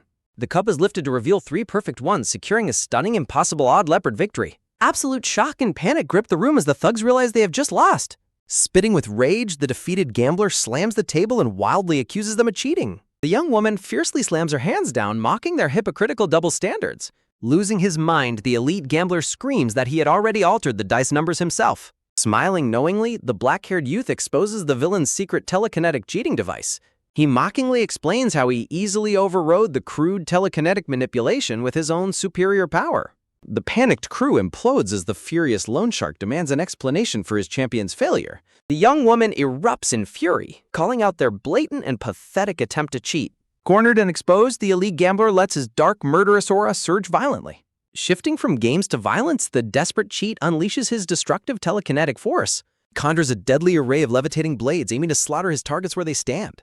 With a deadly flick of his hand, he launches the lethal projectile straight at the youth. The villain's smug face suddenly twists into pure horror as his attack completely fails. Deadly blades are effortlessly redirected, embedding harmlessly into the wall behind the target. Before anyone can blink, the black-haired youth moves with terrifying supernatural speed. He ruthlessly grabs the elite gambler by the throat, completely neutralizing him in a split second. Terrified thugs can only watch in absolute horror as their champion is easily crushed. Enveloped in a blazing blue aura, the powerful youth coldly demands the immediate release of the debt receipt. The cornered loan shark trembles in absolute rage, facing a monster he can never hope to defeat. Faced with a power beyond comprehension, the choked gambler desperately yells to surrender the document immediately. Gasping for breath under a crushing grip, he furiously commands his allies to hand over the receipt without delay. The black-haired youth suspends the gasping champion high in the air as the loan shark's crew watches in sheer disbelief. Standing completely dominant, the powerful youth coldly warns them that he will not hesitate to end their lives. Trembling with absolute terror, the blonde boss quickly surrenders the document, pleading submissively to appease the monster. With an effortless flick of his arm, the black-haired youth brutally throws the defeated champion to the cold floor. His eyes glowing a menacing red, the terrifying youth commands the broken crew to take their people and leave. Shattered and bleeding on his knees, the defeated champion submissively acknowledges his absolute surrender. Walking away from the building, the brown-haired young woman eagerly asks the youth how he managed to terrify the champion so badly. The mysterious youth casually shrugs off the question, dismissing his terrifying display of power as nothing significant. Following behind their master, the clueless thugs question his sudden fear, arrogantly plotting to easily assassinate the targets. Shivering uncontrollably, the ruined champion clutches his wrist, mentally cursing the elder for being connected to such a terrifying entity. Sweating profusely, the broken gambler relives the terrifying instant his supreme cheat code was shattered. Staring at his torn sleeve, he realizes with horror that his master-gifted indestructible cufflink was effortlessly destroyed. Completely broken, the former champion flees into the distance, desperately vowing to never return to this terrifying town. The scene shifts to the dark outskirts of Lushi Town, where bandits are ordered to set up camp. A military-style off-road vehicle sits parked in the dark forest as a camp is established under the cover of night. Inside a well-lit tent, a scarred gang leader wearing sunglasses calmly dines on a steak. A bandaged thug enters the tent, confidently assuring the eating leader that the convoy will take this road tomorrow. Flaunting a psychotic grin, the bandaged thug boastfully reveals they spent a massive fortune to hire a powerful secret weapon. A large wooden crate sits in the grass as they ominously promise that there will be absolutely no survivors. A legendary tale of survival unfolds as dark, malicious forces conspire in the shadows of the forest. Back in the warehouse, Uncle Igor emotionally thanks the youth and the young woman for saving his precious convoy. Smiling warmly, the young woman in the cap insists that she owes him her life for rescuing her from wild dogs. She turns to thank the youth, who calmly states that traveling without a convoy would have been too troublesome. Uncle Igor proudly boasts that his convoy has safely traveled this dangerous road for over 50 years. He laments his aging body, wishing he could still personally lead the dangerous transport mission. The elder suddenly suffers a violent coughing fit, spitting blood as the panicked young woman urges him to prioritize his health. The high-stakes transport mission officially begins as the heavy military trucks depart along the quiet forest road. Uncle Igor waves goodbye from the road as the young woman waves back from the departing truck. Inside the truck bed, the quiet youth sits alongside the young woman and several other mysterious passengers. The black-haired youth breaks the silence, questioning why she left her home and how she ended up being hunted down. She explains she was fetching an item for an ally, revealing she was targeted solely because of her briefcase. Intrigued by her explanation, the youth questions her about the mysterious contents hidden inside the locked box. The young woman hesitantly confesses that she is completely unaware of what is actually hidden inside her cargo. Her eyes harden with deep determination, resolved to complete her dangerous mission at all costs. The convoy of armored trucks continues its journey, winding deeper into the dangerous sun-drenched forest. Sitting nearby, a hooded man in the truck warns a pink-haired young woman to remain cautious of the suspicious passengers. The hooded man whispers conspiratorially, claiming that absolutely no one on this transport looks like a good person. Labeled as Shaolei, the pink-haired young woman curiously asks her companion how he can judge them so easily. Labeled as Chen Heping, the smug hooded man boastfully claims his martial heritage allows him to instantly read anyone's heart. He points toward a muscular passenger, confidently declaring that his honest appearance masks an extremely dark and sinister heart. He then gestures to an elderly woman, mockingly labeling her as an uneducated villager who likely extorts people. Turning his gaze, he harshly judges the laughing young woman, calling her an unmannered troublemaker. The pink-haired girl doubts his harsh words, but he insists she must believe him if she hopes to find the cultivator. The smug man falsely reassures her, claiming he is only helping her find this legendary cultivator out of pure respect. He secretly gloats about his luck, knowing that the girl's wealthy family conglomerate will make an incredibly powerful backer. He mentally mocks her gullibility, plotting to easily manipulate her using cheap tricks to amass a massive fortune. His smug thoughts are suddenly interrupted as he senses several potentially dangerous threats traveling alongside them on the vehicle. He narrows his eyes at the sleeping black-haired youth, annoyed by his cool demeanor but noting his connection to the convoy's leader. The shadows of betrayal run deep as a silent predator glares in deep frustration, reluctantly letting his target walk away for now. Traveling along the sun-drenched forest road, Chen Heping complains about the boring ride, wishing for a chance to show off. Panicked screams erupt from the front cabin as a lethal obstacle suddenly blocks their path. The massive armored truck crashes violently into a heavy barricade, sending debris flying everywhere. The entire convoy screeches to a sudden halt as smoke billows from the wrecked lead vehicle. Shaken by the impact, the passengers in the truck bed desperately try to assess the danger. Out of the dense forest shadows, heavily armed bandits emerge with malicious, confident grins. The ruthless bandits quickly surround the vehicles, hostilely commanding everyone to descend immediately. The smug bandit leader expresses his deep disgust for their targets as a subordinate confirms the convoy's identity. As thugs begin searching the trucks, the anxious bandaged thug realizes he cannot identify the monster who defeated him. Desperate to de-escalate the situation, a truck driver politely approaches the bandits with a peace offering. With a pleading smile, the humble older driver begs the hostile gang for a peaceful resolution. Showing brutal contempt, one of the thugs violently slaps the peace offering straight out of his hand. The aggressive bandaged thug hostilely demands the immediate surrender of the convoy's true targets. Without warning, a lethal laser beam slices through the air, striking the terrified driver. The driver collapses in agony as the high-tech energy attack leaves him horribly mutilated. Pandemonium erupts as the wounded driver shrieks in pain, triggering sheer panic among the captives. The sadistic bandit leader coldly cleans his weapon, warning the crowd of the fatal consequences of talking back. Revealing a glowing red cybernetic eye, the villainous leader promises to decapitate anyone else who resists. Watching the horrific display of casual cruelty, the cowardly Chen Heping cowers in absolute fear. A scarred thug brutally tears away the pink-haired girl's hood, exposing her hidden face. The predatory thugs leer at the young woman, mockingly declaring their intent to thoroughly search her. Back to the ground, the desperate girl tearfully begs her self-proclaimed protector to save her. Paralyzed with fear, the fraudulent martial artist mentally panics, realizing he stands no chance against actual killers. The helpless captives are lined up under gunpoint, their lives hanging entirely by a thread. The girl in the cap urgently warns the black-haired youth to stay quiet, believing even cultivators are helpless against guns. Shifting his focus, the powerful youth coldly concludes that their route was leaked by their previous enemies. Showing unexpected bravery, the elderly passenger steps forward to shield the terrified girl from her tormentors. The desperate girl exposes Chen Heping's claims, begging him to use his inherited cultivator powers to protect her. Cornered by his own lies, the sweating fraud reluctantly smiles while inwardly cursing the girl for blowing his cover. The mention of a cultivator immediately catches the attention of the bandit leader, sparking his dark curiosity. With a deadly sneer, the arrogant leader aims his pistol directly at the trembling fraud, daring him to survive. The absolute terror of facing a loaded gun instantly shatters the fraud's confidence, dropping him to his knees. Sobbing hysterically, the pathetic scammer grovels on the dirt, confessing to everyone that he was entirely a fraud. Overwhelmed by betrayal, the weeping girl realizes her family's fortunes were wasted on a pathetic liar. Feeling cornered, the desperate fraud viciously turns on the girl, screaming at her to shut up. The elderly passenger holds the weeping girl close, fiercely condemning the pathetic fraud for his disgusting deception. Underwhelmed by the pathetic display, the disappointed bandit leader mockingly wonders if all cultivators are mere illusions. Finding no worthy opponent, the bored villain decides to execute the remaining passengers. The leader's gaze lands on the quiet youth, infuriated by his complete lack of fear. With a chilling, cold glare, the mysterious youth prepares to unleash his true, unstoppable wrath. Smug in his dominance, the wicked leader commands the calm youth to kneel and beg for his life. Ignoring the threat, the powerful youth begins channeling an ominous vortex of concentrated wind energy. Spotting the imminent danger, the brown-haired young woman selflessly throws herself in front of the youth to shield him. In a tragic twist, a lethal beam pierces directly through her chest, painting the road with blood. Horrified screams echo through the clearing as the onlookers realize the young girl has been fatally struck. Holding her limp body, the stunned youth struggles to comprehend why she would sacrifice her life for him. Gasping for air, she weakly smiles, explaining that she was simply repaying her debt of gratitude to him.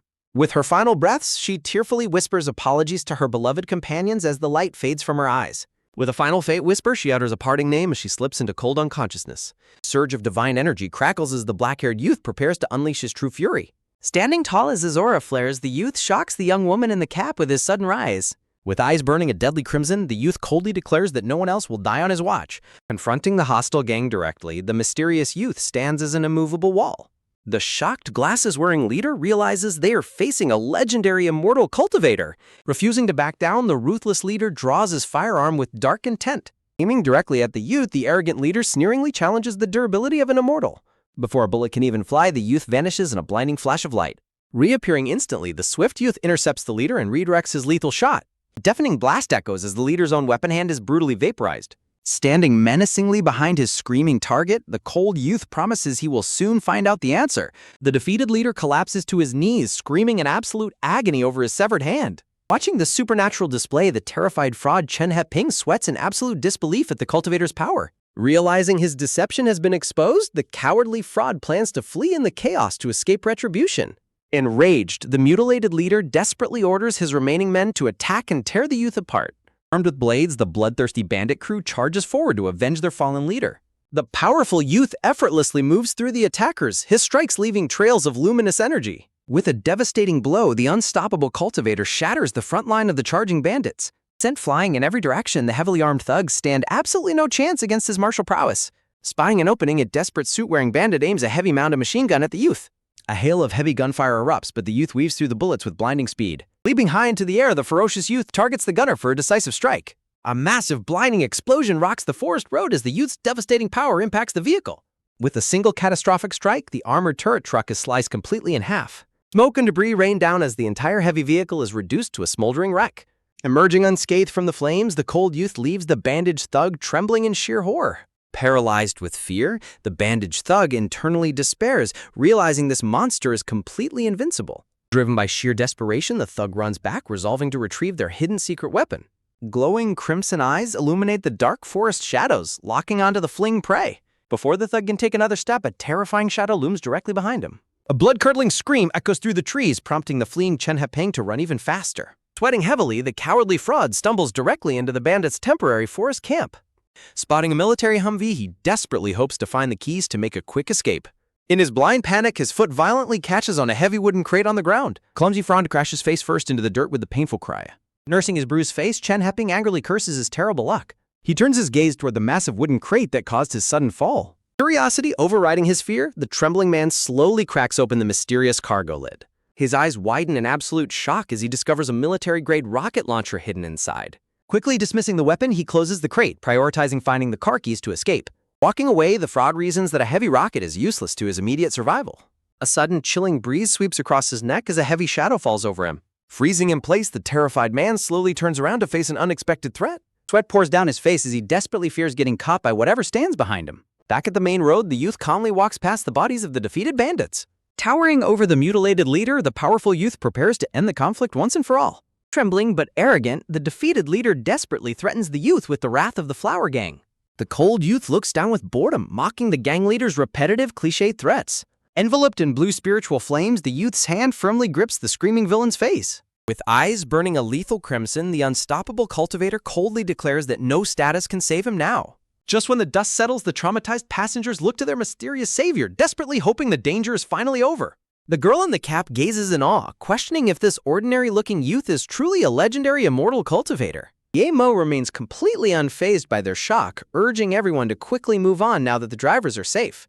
Unbeknownst to the departing group, a dark, vengeful presence watches them closely from the forest shadows. Driven to absolute madness, a hidden thug aims a deadly heavy rocket launcher, resolving to silence all witnesses. Screaming in sadistic fury, the desperate bandit pulls the trigger, unleashing explosive destruction. A deafening blast echoes through the trees as the rocket launcher fires its lethal payload. The high-powered projectile streaks through the sky, carrying a wave of absolute devastation toward the convoy. The deadly rocket plunges directly toward the unsuspecting travelers, threatening to blow them to pieces. The smiling madman believes that not even an immortal cultivator can survive direct impact. A blazing warhead hurtles at extreme speed, closing the distance to its target in seconds. Terror grips the passengers as they scream Yemo's name, fearing immediate annihilation. The crazed bandit gloats in sadistic triumph, ordering his targets to die. Suddenly, the villain's smug smile completely vanishes, replaced by absolute paralyzing shock.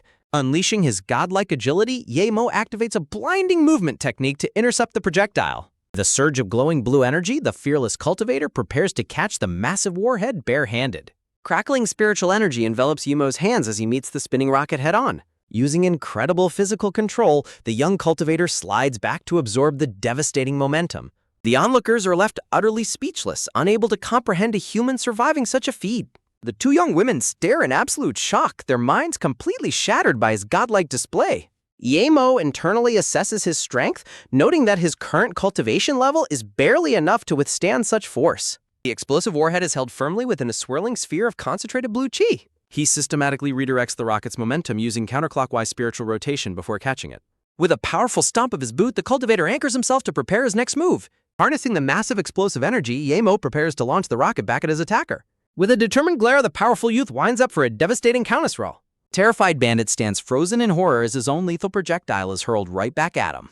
Sweating in pure dread, the villain instantly regrets not fleeing the scene when he had the chance. A catastrophic explosion erupts in the woods, completely vaporizing the remaining threat. Girl in the cap rushes forward in deep concern, urgently checking if their savior is unharmed. Yemo casually reveals his minor scrapes, leaving the surrounding travelers baffled by his supernatural durability. The awestruck passengers whisper among themselves, fully convinced they are in the presence of a legendary cultivator. A paranoid passenger panics, fearing that traveling with such a high-profile target will bring ruin upon them all. Fear rapidly spreads among the cowardly crowd, with several urging to leave the cultivator behind.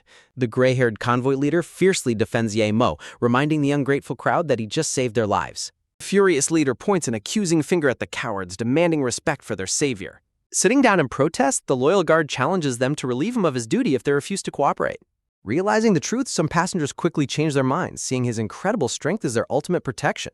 Despite their agreement, the terrified traveler still dreads the deadly factions ruling Liu Shi. The girl in the cap steps forward, confidently guaranteeing their safety by invoking the feared Pudao Society. The passengers are instantly reassured, whispering legends of the gang's ruthless leader who wiped out 5 rival factions. A blood-red shadow reveals the terrifying silhouette of Feng Nan, the dreaded evil ghost of Liu Shi. Smiling confidently, the girl in the cap reassures everyone that they are safe under her protection. The scene shifts to the towering, densely packed urban sprawl of Lushi Town. Street vendors hawk fake cultivation secrets and ancestral artifacts to desperate buyers in the lively market.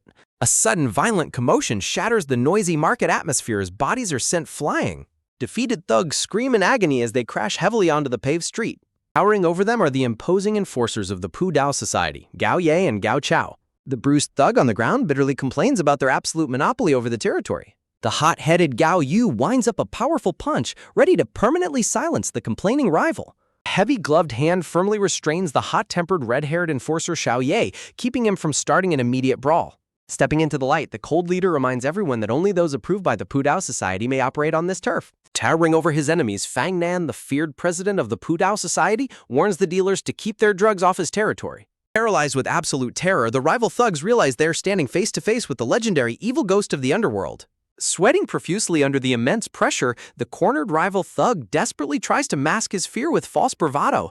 Grinning maniacally, the desperate dealer attempts to shield himself by boasting about his allegiance to the powerful Master Hong. With a terrifyingly calm demeanor, Fang Nan effortlessly corners the arrogant thug, instantly shattering his false sense of security. Whispering coldly in his ear, Fang Nan makes it absolutely clear that no gang name can protect him on this territory. With eyes glowing a lethal crimson, Fang Nan flashes a sadistic smile, demonstrating his utter disregard for Master Hong's authority. Terrified screams echo through the streets as the market crowd scatters in a wild panic to escape the impending bloodshed. Following the confrontation, the blue-haired subordinate voices his growing concern about the lack of news from their missing ally, Sister Dong.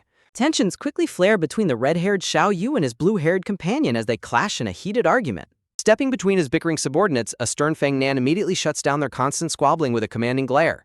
Breaking into a warm, reassuring smile, Fang Nan reveals that Zhao Dong has already sent word of her safe arrival today.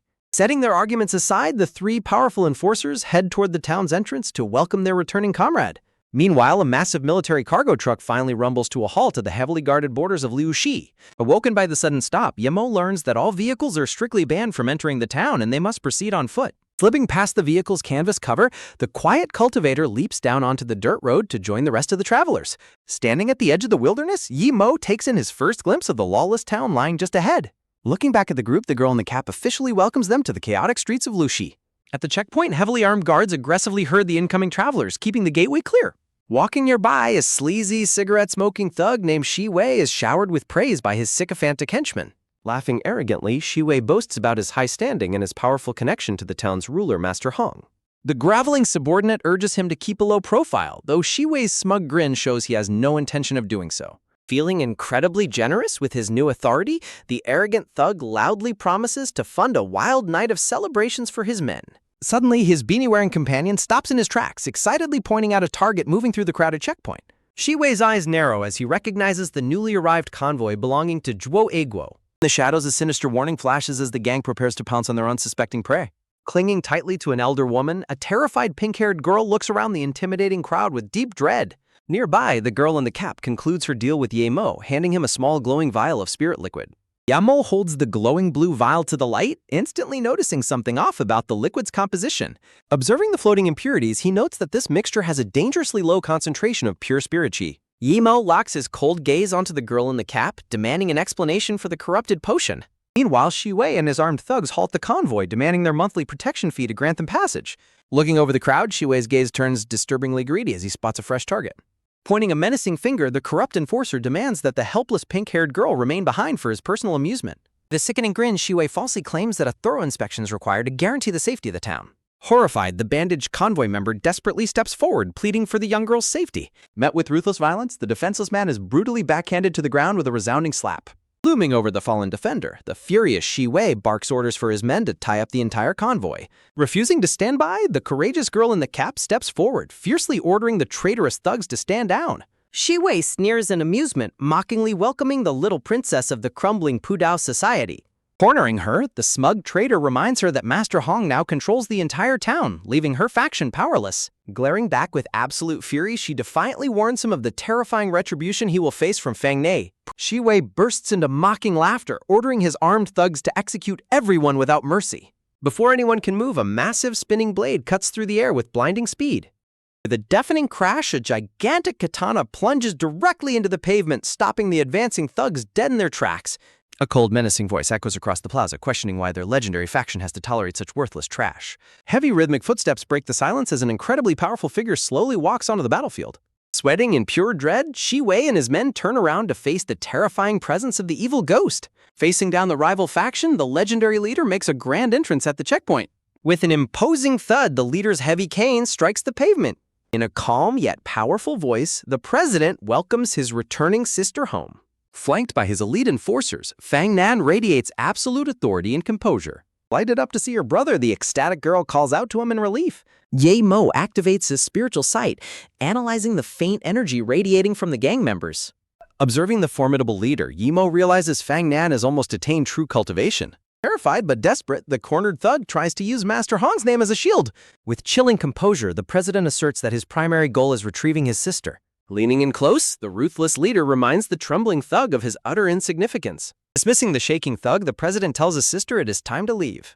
Passing by, the hot-tempered red-haired enforcer deliberately rams his shoulder into the rival. With a look of pure disgust, the enforcer openly mocks the cowardly thug. The mood instantly brightens as the enforcer excitedly welcomes his comrade back. Simmering with intense humiliation, the insulted thug reaches his absolute breaking point. Consumed by rage, the desperate man draws his blade to reclaim his pride. Brandishing his weapon, the foolish thug boasts that the president has walked into a trap. The furious girl confronts the traitor, accusing him of violating their fragile peace agreement.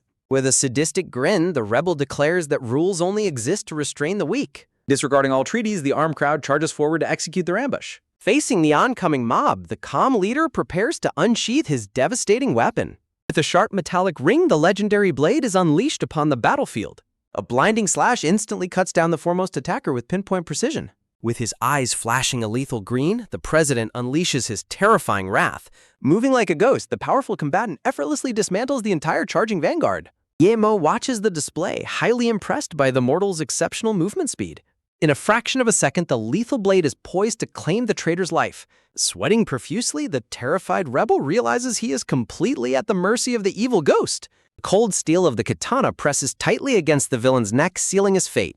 Out of nowhere, a heavy cane descends to block the executing strike with a powerful metallic clash. Planting firmly into the ground, the mysterious staff interrupts the battle. As execution interrupted, the formidable president turns his sharp gaze toward the new intruder. Rhythmic applause echoes through the plaza as an enigmatic figure praises the president's prowess.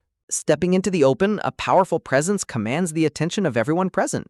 The powerful ruler of Liu Shi, Master Hong, makes his grand entrance to defuse the situation. Seeing his savior, the desperate thug frantically begs Master Hong to eliminate the president.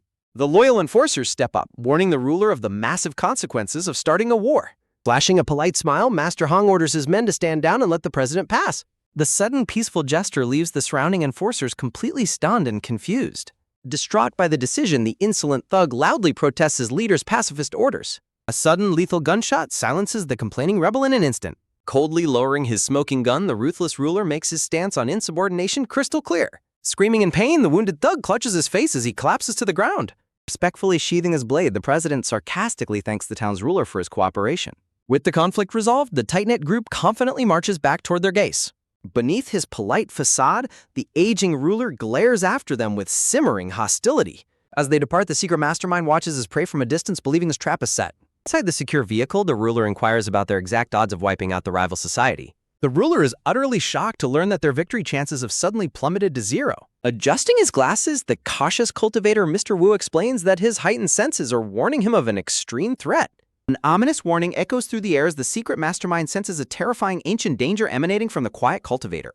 This overwhelming pressure urges everyone to stay as far away from the mysterious young man as possible. Returning safely to their secure base, the exhausted girl in the cap collapses onto the plush sofa to finally rest. Unwinding in their lavish lounge, the lazy red-haired enforcer immediately orders his blue-haired companion to fetch him a drink. The girl in the cap warmly introduces Yimo to their headquarters, offering him a comfortable room upstairs to rest. Taking a seat at the bar counter, Yimo politely accepts their hospitality with a quiet nod of thanks. Approaching the bar with a warm smile, the powerful president sincerely thanks Yimo for protecting his younger sister. Keeping his distance, Yemo calmly explains that his help was merely a trade to secure critical information. Reaching inside his jacket, the quiet cultivator prepares to show them the true reason for his arrival. Yemo places the glowing blue vial on the counter, demanding to know the exact source of the spiritual liquid. The sight of the glowing blue container instantly freezes the confident president in sheer shock. Recognizing the glowing vial, the startled enforcers gasp as they realize it is a relic left by their missing father. Raising her hands to diffuse the sudden tension, the girl in the cap explains that she gave the vial to him willingly. She clarifies that the precious medicine was her promised reward for his protection during the journey. Fang Nan concedes the vial belongs to Yet Mo now, but admits even he does not know where his father originally found it. While Ye Mo internally laments his lost clue, the president begins to suspect there is far more to this traveler than meets the eye. Keeping his expression perfectly neutral, the cultivator simply confirms his deep interest in the mysterious substance. The revelation that Yimo is a legendary cultivator sends a massive shockwave of disbelief through the entire room. Driven by intense curiosity, the ambitious president immediately asks the quiet traveler for a sparring match to test his limits. Fang Nan boasts about his years of secret training, confident that his strength has already crossed into the realm of cultivators. Bowing respectfully, the proud leader formally requests a duel to measure his true power against a real master. Looking on with deep concern, the girl in the cap worries about her brother's dangerous obsession with proving his strength. Hanging silently on the wall, their father's ancient polearm stands as a grim reminder of a legacy they cannot escape. Brimming with absolute confidence, the smiling president eagerly awaits the cultivator's agreement. Ye Mo turns his back and delivers a brutal rejection, declaring that the president is nowhere near the level of a true cultivator. He coldly adds that he has absolutely no intention of acting as a teacher or answering any more questions. Stung by the harsh refusal, the proud leader demands to know if the traveler is simply refusing to help. Ye Mo calmly advises him that testing one's limits requires finding an opponent of equal standing, not a master. His eyes flashing a lethal crimson, the quiet cultivator warns that a spar with him could easily end in a fatal tragedy. Met with such bone-chilling aura, the confident president is left completely speechless and frozen in place.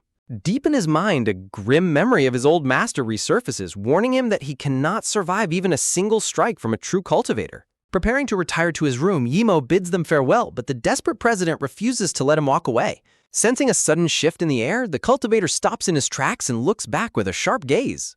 Desperate for the match, Fang Nan plays his ultimate card, offering to reveal his father's deepest secret in exchange for a duel. The surrounding enforcers cry out in sheer horror as their leader risks their family's most sacred secret. Hearing the irresistible offer of the Divine Water's location, the quiet cultivator's indifferent expression instantly vanishes. Standing his ground, the determined president knows he has successfully laid the perfect bait to hook his target. His eyes glowing with an intense, deadly light, Yimo accepts the challenge and prepares for battle. Leading the group to a massive reinforced steel training room, Fang Nan invites the cultivator to unleash his full, unrestricted power. Casting his heavy coat aside, the primed leader readies himself for the most dangerous fight of his life. Watching from the sidelines, the hot-blooded enforcers eagerly beg to join the action to cure their boredom. Fang Nan quickly silences them, pointing out that facing multiple opponents would exhaust their guest unfairly. Closing his eyes with a soft sigh, Yimo dismisses the concern as completely unnecessary. His nonchalant attitude leaves the powerful martial artist utterly confused as they wait for his next move. Suddenly, a terrifying surge of blue spiritual energy erupts around Ye Mo as he fiercely challenges all three fighters to attack him at once. The overwhelming arrogance of his demand leaves the elite enforcers completely speechless and stunned. While the hot-tempered red-haired enforcer fumes with absolute rage, the president can only offer a nervous laugh. Terrified of the impending clash, the girl in the cap desperately tries to intervene and stop the madness. Stepping forward with a menacing stride, the red-haired enforcer tells his leader to stand back and let them handle the arrogant guest. Flashing a cocky grin, the reckless warrior asks his companion to time how fast he will crush this cultivator, but is he walking straight into a trap? Brimming with absolute arrogance, the red-haired enforcer boasts that he will easily crush the mysterious cultivator in under 5 minutes. With a sudden burst of explosive speed, the cocky warrior charges headfirst into the fray. Leaping high into the air, he aims a devastating punch at the completely unfazed cultivator. The hot-headed fighter roars, determined to wake his opponent up with a direct, crushing blow. Watching from the sidelines, the girl in the cap covers her face, already knowing her foolish comrades are about to suffer a brutal defeat. Enforcer's eyes widen in absolute disbelief as his ultimate strike hits nothing but empty air. Moving with supernatural grace, Yimo effortlessly slips past the attack with inches to spare. With a seamless counter, the calm cultivator delivers a strike that sends the aggressive warrior flying backward. Sensing the danger, the blue-haired companion and the president instantly launch a synchronized assault to salvage the fight. Both elite fighters freeze in shock as the overwhelming pressure of their opponent's defensive energy washes over them. Pointing a single finger, Yemo calmly notes that the first of his opponents has already been dealt with. Realizing the sheer scale of the threat, Fang Nan desperately orders his remaining companion to attack simultaneously. Working in perfect unison, the two elite martial artists sprint forward to trap the cultivator in a pincer movement. The blue-haired warrior leaps down with a fierce battle cry, committing everything to a decisive downward strike. Standing perfectly still, the cultivator tracks his opponent's trajectory with absolute ease. His eyes flash a dangerous glowing crimson as he prepares to unleash a fraction of his true power. With a single casual gesture, Yimo effortlessly blocks the crushing punch while seamlessly evading the president's backup strike. The fighters gasp in horror as the president realizes the cultivator has flawlessly predicted their every movement. Seizing his opponent's wrist, Yimo ruthlessly slams the blue-haired martial artist directly into the hard floor. Before his companion can even react, the cultivator delivers a swift, precise kick to send the president reeling. Struggling to break free from the shattered wall, the dazed red-haired enforcer curses his opponent's monstrous power. Enveloped in a terrifying aura, Yimo mockingly asks if this pathetic display is the absolute limit of their strength. Panting heavily, the three elite warriors realize they are completely outmatched by this single traveler. The sheer gap in power leaves the proud martial artist staring in absolute awe and terror. The tension in the room reaches a boiling point as the fighters prepare for one final desperate charge. Refusing to back down, the blue-haired enforcer leads the charge for their ultimate combined effort. Charging side by side, the three warriors coordinate a massive synchronized assault to overwhelm the cultivator's defenses. With his fist engulfed in a blazing aura, the red-haired fighter roars that there is nowhere left to hide. Their ultimate combined strikes converge on the quiet cultivator in a blinding explosion of kinetic energy. Standing his ground amidst a storm, Yimo calmly raises his foot to end the match. With a deafening boom, his foot crashes down onto the training floor, unleashing an unstoppable shockwave. A torrent of brilliant blue chi erupts from the impact, violently blowing all three elite fighters backward. Moving faster than the eye can follow, Yimo delivers a simultaneous double strike to neutralize both enforcers instantly. The powerful impact sends both warriors crashing heavily across the reinforced steel chamber. Seeing his allies fall, the president spots a split-second opening and surges forward to seize his chance. Channeling every ounce of his inner energy, the president becomes enveloped in a surging purple aura. He closes the distance at blinding speed, aiming his ultimate concentrated strike at the motionless cultivator. With absolute focus, the desperate leader unleashes his most destructive technique to break his opponent's defense. The lethal strike misses Yimo's face by a fraction of an inch as the cultivator simply tilts his head. The president's fist slams down onto the floor, triggering a massive earth-shattering explosion of purple energy. Smiling through his exhaustion, Fang Nan is confident he has finally landed a direct hit on his target. Emerging completely unscathed from the smoke, Yemo calmly advises them to stop before they sustain fatal injuries. The proud president's jaw drops in absolute horror, unable to comprehend his opponent's flawless, untouchable defense. Collapsing to the floor, the defeated enforcers groan in agony and ask their sister how long they managed to survive. Looking down at her phone, the girl in the cap dryly replies that they failed to even last full 2 minutes. Hot-tempered red-haired enforcer screams in frustration, deeply humiliated by their pathetic performance. Looking down in despair, the president is forced to accept the terrifying, astronomical gap between their strengths. The true horror of the situation dawns on them as they realize the cultivator did not move a single step from his original spot. Swallowing his immense pride, the humbled president bows deeply to thank the cultivator for holding back his lethal power. Yemo calmly explains that while Fang Nan is close to the first stage of cultivation, he still lacks the crucial ability to manipulate spiritual chi. Sweat pouring down his face, the stunned president demands to know if this terrifying display was the traveler's full strength. Keeping his eyes closed, the powerful cultivator offers only a heavy, ominous silence in response. Clutching his head, the humble leader realizes his father kept him from cultivation because he was simply too weak. The red-haired enforcer demands to know the truth while his blue-haired companion dryly points out the obvious difference in power. His red eyes glowing coldly, the quiet cultivator demands the promised information about the divine water. Exhaling a tense breath, the defeated president relents and prepares to show his family's greatest treasure. Slipping his hand under his collar, he pulls out a hidden necklace holding a mysterious diamond-shaped stone. Holding the crystal out, the president reveals this was the parting gift his late father left him. Looking down at his palm, he explains that the ultimate secret of their legacy lies entirely within the stone. The grand legacy of powerful martial artists and epic battles continues to unfold across the realm. Resting on the flat surface, the glowing blue crystal remains a complete mystery to the young leader. Sitting at the table, the president admits that no matter how he studied it, the artifact seemed completely ordinary. The entire group gathers closely around the table as they await the mysterious traveler's verdict. Raising the blue crystal, the cultivator explains they could never unlock it without a cultivator's unique perspective. Staring at him in utter disbelief, the surrounding martial artists wonder what a cultivator's perspective could possibly reveal. A sudden burst of brilliant energy slices through the darkness, signaling the awakening of the stone. Swirling torrents of white and blue light erupt violently around the hand holding the ancient crystal. The core of the crystal flashes with a blinding starburst explosion of pure spiritual power. A massive shockwave of brilliant blue light fills the entire room, leaving the onlookers completely awestruck. Surrounded by floating digital particles, the cultivator calmly reveals that this is actually an ancient image recording stone. The surrounding walls fade away as a massive blue projection manifests right before their eyes. Out of the glowing light, a bald, serene monk in traditional robes appears to greet them. Gasping in sheer shock, the siblings immediately cry out to their long-lost father. The traveler gently cautions them that this is merely a pre-recorded message from a powerful master. The glowing projection of the father humbly begs the viewer of the stone to spare his children's lives. He reveals that the seeker must be searching for the spirit spring, but pleads with them not to open it. Watching the message intently, the quiet traveler is shocked to learn the legendary spring is nearly dried up. With a somber expression, the father admits his failure to protect the spring nearly destroyed an entire nation. The revelation leaves the traveler wondering if this master held the locations to other spiritual springs. The monk explains he chose to bury the dark truth with him to keep the dangerous secrets safe from greedy hands. The group stands in absolute silence amidst the glowing projection, completely overwhelmed by the gravity of the secret. Father knows that his family would face mortal peril if anyone ever uncovered the location of the spring. The projection holds out a glowing key, instructing the seeker to visit his old temple if they still insist on finding it. A spectral hand hands over the glowing key, revealing that all the secrets are hidden inside his personal quarters. Realizing the key is meant for him, the traveler grips the glowing artifact with absolute determination. Bowing his head, the ancient monk offers a final humble plea to protect his beloved children from harm. The traveler looks up in surprise as the recording suddenly shifts to a personalized message for the children.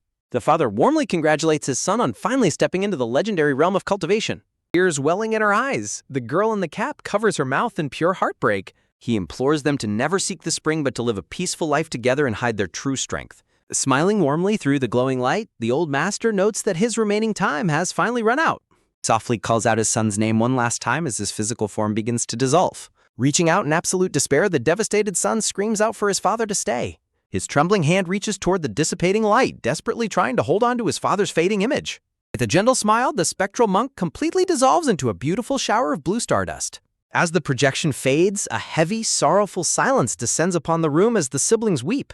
Stepping forward, the traveler places a reassuring hand on the grieving young leader's shoulder. He softly tells the grieving son that he has already done an incredibly honorable job. Wiping away his tears, the grateful president looks up to thank the traveler for his kindness. Finally, ready to honor his father's final wishes, he prepares to reveal the secret location of their childhood temple. Sitting at the table, the girl in the cap promises to guide him to the temple tomorrow after she prepares. Yamo simply nods in agreement, his red eyes calm and steady.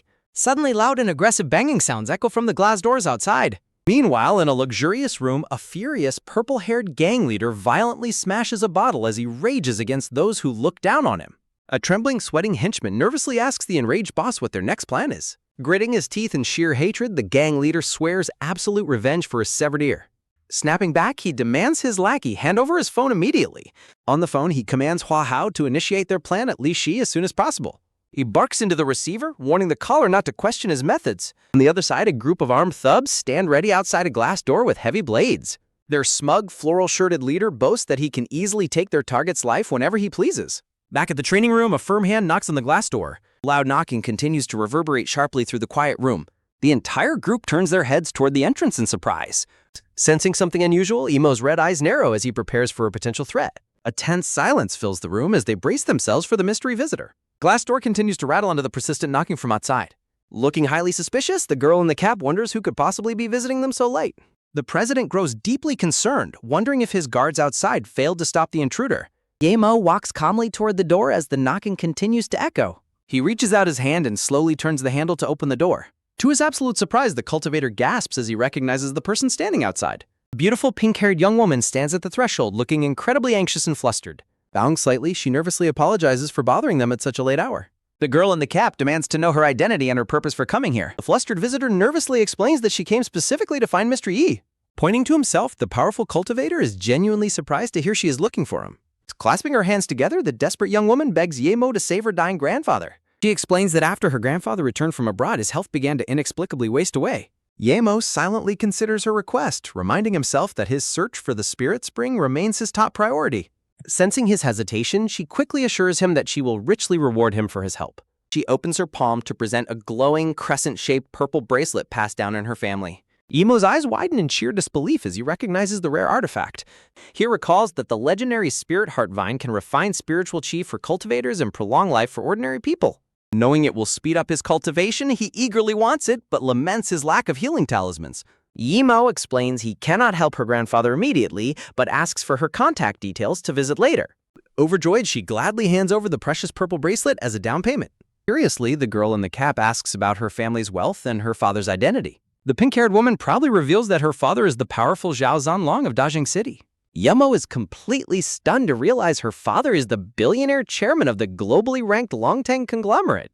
The girl in the cap cries out in utter shock, unable to believe she is talking to the conglomerate's youngest daughter. The scene shifts abruptly to a massive, luxurious modern mansion standing under the starry night sky. Inside the grand estate, a butler informs his master, Master Hong, that his coffee is ready. Reading a book on his sofa, the distinguished gray-haired master calmly tells him to enter. He suddenly looks up in surprise as armed intruders bearing large blades step into his private room. The scarred purple-haired gang leader, Shi Wei, walks in smugly, claiming he is delivering the coffee today. Master Hong demands to know what he is doing, calling him a disloyal dog biting his master. Mocking the old man's authority, Shi Wei points out that his men have completely surrounded the room. Remaining completely unfazed, Master Hong dismisses their numbers, warning that they have never seen true power. Adjusting his monocle, the butler, Mr. Wu, calmly steps forward to deal with the armed intruders. A sinister, dark energy erupts as the butler reveals his deadly hidden weapon. Grinning wickedly, the vengeful gang leader orders the immediate execution of his boss. In a shocking, bloody betrayal, the butler ruthlessly slashes his master's throat. The traitorous butler mockingly sneers at the old man's foolish and naive trust. The gang leader bursts into maniacal laughter, celebrating their sudden and complete coup. Clutching his bleeding throat, the dying master weakly laments their decades of shared history. Showing absolutely no mercy, the butler raises his blade to deliver the final blow. A lethal slash hits home, instantly ending the old master's life. The cold butler justifies his actions, fueled by years of unrewarded dirty work. Eager for total control, the gang leader urges an immediate assault on their rivals. The butler advises patience, warning of a highly formidable defender protecting their enemy. The gang leader is deeply unsettled, realizing their target is protected by a powerful cultivator. The butler acknowledges the threat, but reveals his legendary senior brother is arriving to assist. He secures his weapon, confident that their combined strength will guarantee an easy victory. With a chilling smile, the butler vows that none of their enemies will survive. Heavy, exhausted steps echo as a weary traveler climbs the endless mountain stairs. Leaning over, the exhausted girl in the cap complains about the brutal mountain climb. Carrying a massive pack, she struggles to keep up with her effortlessly climbing partner. Looking back, the cultivator notes that this deep mountain temple is the perfect hiding spot. He calmly urges her to hurry, prompting her to angrily curse his superhuman stamina. With a heavy, exhausted sigh, the massive backpack is finally dropped on the ground. She gasps out that they have finally reached the home of her childhood. Resting on the stone steps, she prepares to reveal the true name of the temple. Nestled deep in the autumn forest stands the mysterious and ancient temple. Pushing open the heavy wooden gates, the two companions cautiously enter the silent courtyard. While she feels nostalgic, the cultivator immediately detects a rich, lingering flow of spiritual energy. She directs him toward the main building containing her father's private quarters. Dust kicks up as they step inside, coughing from years of absolute desolation. She explains that childhood searches of this very room yielded absolutely no hidden secrets. Examining the small key, the cultivator suspects it was made to open something much grander. Fond childhood memories immediately flood her mind as she looks around the quiet room. Glowing spectral illusions of her playing with her brother materialize before her eyes. She warmly recalls how she used to run crying to her father after losing games. Fond memories of her father's gentle comfort and playful teasing echo from the past. She notes that her father spent his entire life in deep meditation before his idol. Strangely, her father left his most sacred, handcrafted statue behind during his final departure.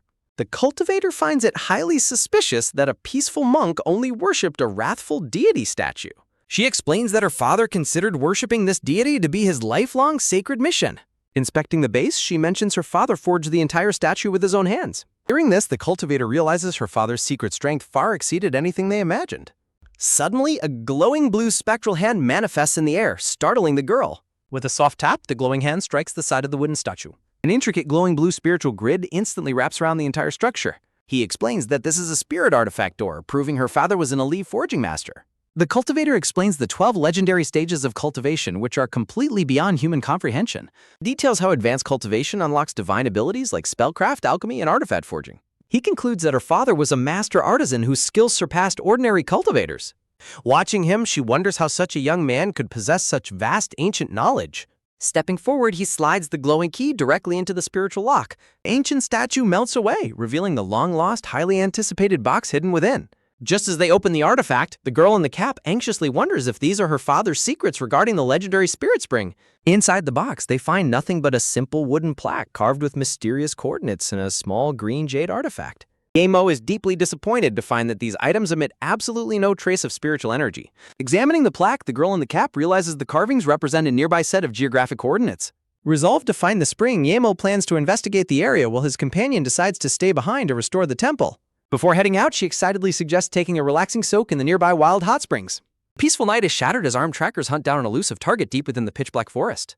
A barefoot, desperate boy sprints through the brush, his breath ragged from sheer exhaustion. Clutched in terror, the young boy desperately flees through the wilderness while a glowing blue pendant bounces on his chest. A lethal projectile whistles inches from his ear, a stark warning of his impending doom. With his lungs burning, the frightened child seeks temporary shelter behind a massive tree trunk. An armed mercenary aggressively demands to know the boy's hiding spot, completely unaware he is just steps away. The hostile tracker taunts him mercilessly, threatening the safety of his sister to lure him out. Trembling in silence, the boy listens as the searchers decide to split up and scour the area. Overwhelmed by panic, the terrified child gasps loudly for air, risking his location. Helpless in the dark, the weeping boy quietly calls out for his sister's rescue. He desperately prays to a protective deity to deliver him safely back to his village. Meanwhile, the deep mountain forest remains shrouded in a heavy, foreboding silence. 3 days later, Yemo rests by a bonfire, frustrated that the coordinates have led him absolutely nowhere. He worries that the legendary spring is dried up, which would halt his vital cultivation progress. Relying on the atmosphere's sparse chi would take centuries, leaving him desperate to find an alternative. His acute senses suddenly pick up a disturbance approaching through the dark woods. Yemo is stunned when a terrified young boy suddenly bursts through the thick foliage. He wonders what a helpless child could possibly be doing in such a dangerous wilderness so late. The panicked boy urges Yemo to flee immediately, warning him of the mortal danger fast approaching. Sensing the threat, Yemo's eyes narrow as he prepares to face whatever is pursuing the child. Pursuing mercenaries catch up, assuming Yemo is an accomplice in the boy's escape. The heavily armed soldiers ruthlessly decide to execute both Yemo and the boy on the spot. Yemo remains completely calm, recognizing them as the infamous lawless mercenaries operating in the region. The lead soldier smugly aims his assault rifle, confidently declaring that the intruder's luck has finally run out. The boy screams in panic for him to run, completely unaware that Yemo is already channeling powerful blue spiritual energy. A massive explosion erupts, kicking up a blinding cloud of dust and debris. Moving like lightning, Yemo dives forward, completely cloaked in a vibrant blue spiritual shield. With superhuman reflexes, he snatches the mercenary's rifle barrel mid-air before a single shot can be fired. The mercenary breaks into a cold sweat, paralyzed with fury, Yemo's impossible speed. Clad in powerful blue chi, Yemo effortlessly crushes the rifle's solid steel barrel with his bare hand. Towering over the trembling soldier, Yemo coldly warns them that they picked the worst possible day to cross him. Desperate, the lead mercenary draws his massive tactical blade and swings it with lethal intent. Yemo effortlessly weaves through the frantic attack, his movements a blur of divine power. He delivers a devastating counterstrike that shatters his opponent's weapon and defense in a single blow. Swiftly seizing the discarded blade, Yemo prepares to end the skirmish instantly. In a spectacular flash of circular blue light, he cuts down all 3 armed mercenaries in a single fluid motion.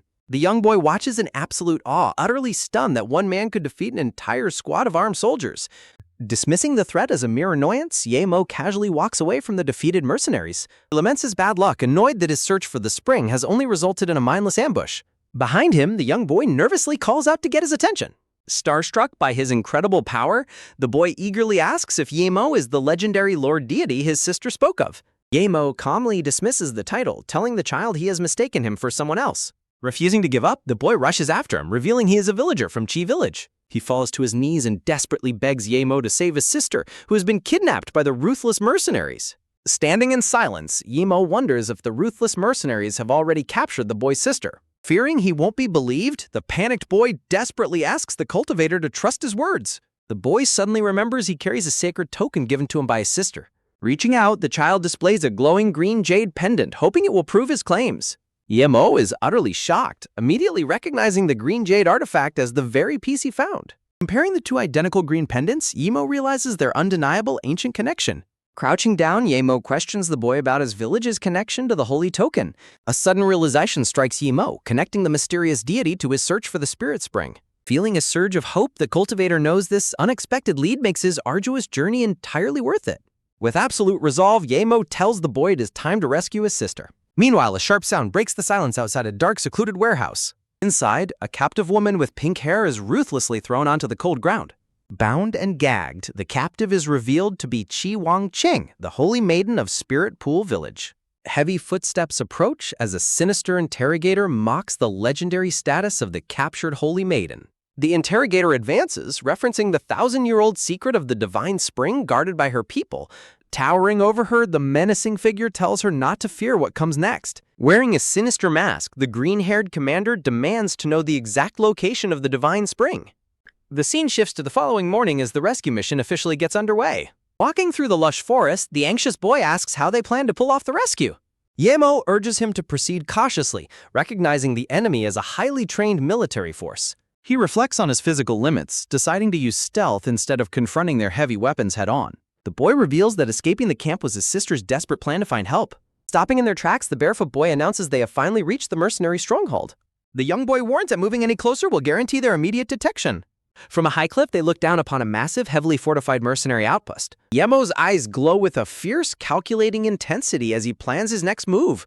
Analyzing the threat, he notes that the fortress is heavily armed with tanks and watchtowers. A cold, dangerous look washes over the cultivator as he prepares to strike from the shadows. Reaching into his pocket, he searches for a tool to aid his infiltration. He reveals a glowing golden ring, confident this magical artifact will provide the perfect disguise. Nearby, a mercenary guard asks his partner to watch his back while he takes a smoke break. Walking into the forest, the soldier complains about the constant demands of his superiors.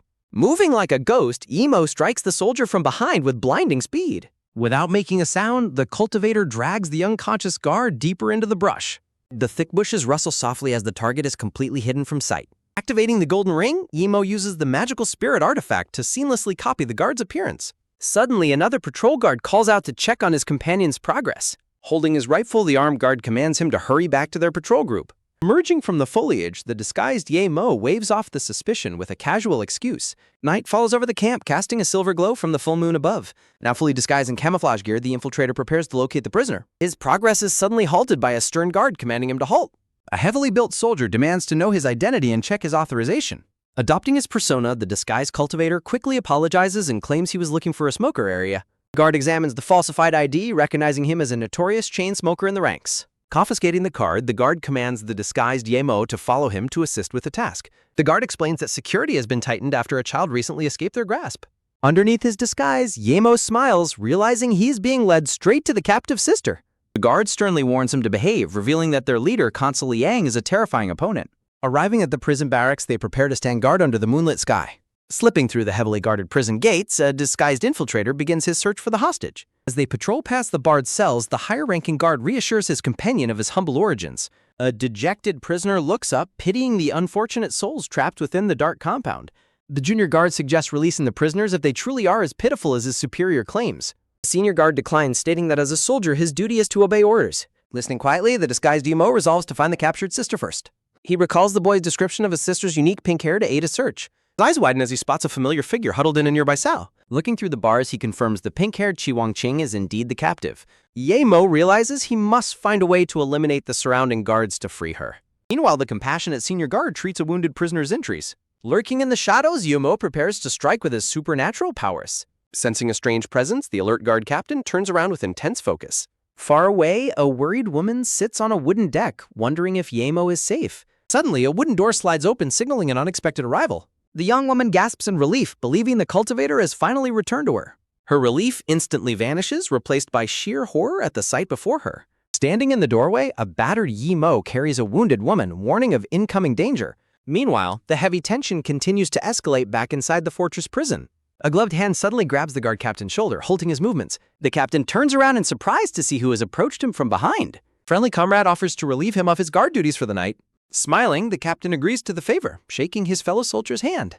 The metal door clicks shut as the guards finalize their shift rotation. Heavyset commander suddenly bursts into the room, furiously questioning the guards' vigilance. Terrified, Captain Feng Wu bows deeply and apologizes to Battalion Commander Lian.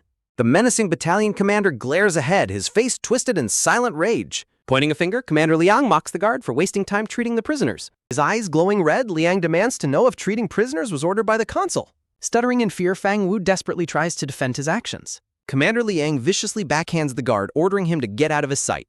Licking his lips, the wicked commander decides to select his next victim. Two terrified female prisoners huddle together as Liang laments that his previous victim died too quickly. Feng Wu bravely blocks the commander's path, refusing to let him take another hostage.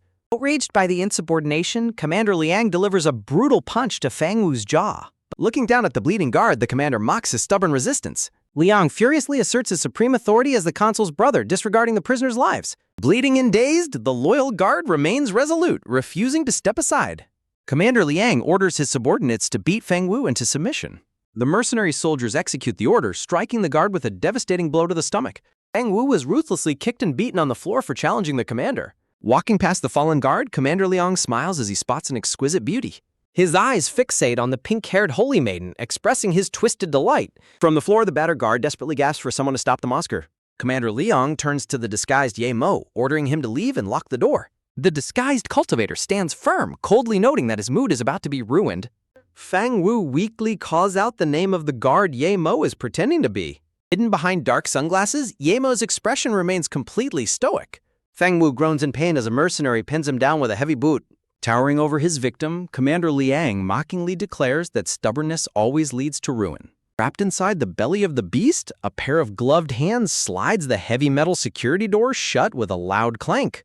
Peering through the narrow gap, the disguised cultivator glares back with eyes glowing like hot coals. The sudden movement whips up a violent gust of wind through the narrow prison corridor. A loud crash echoes through the barracks as the trap is finally sprung. Turning around in surprise, the bloated battalion commander furiously demands to know why the soldier hasn't left yet.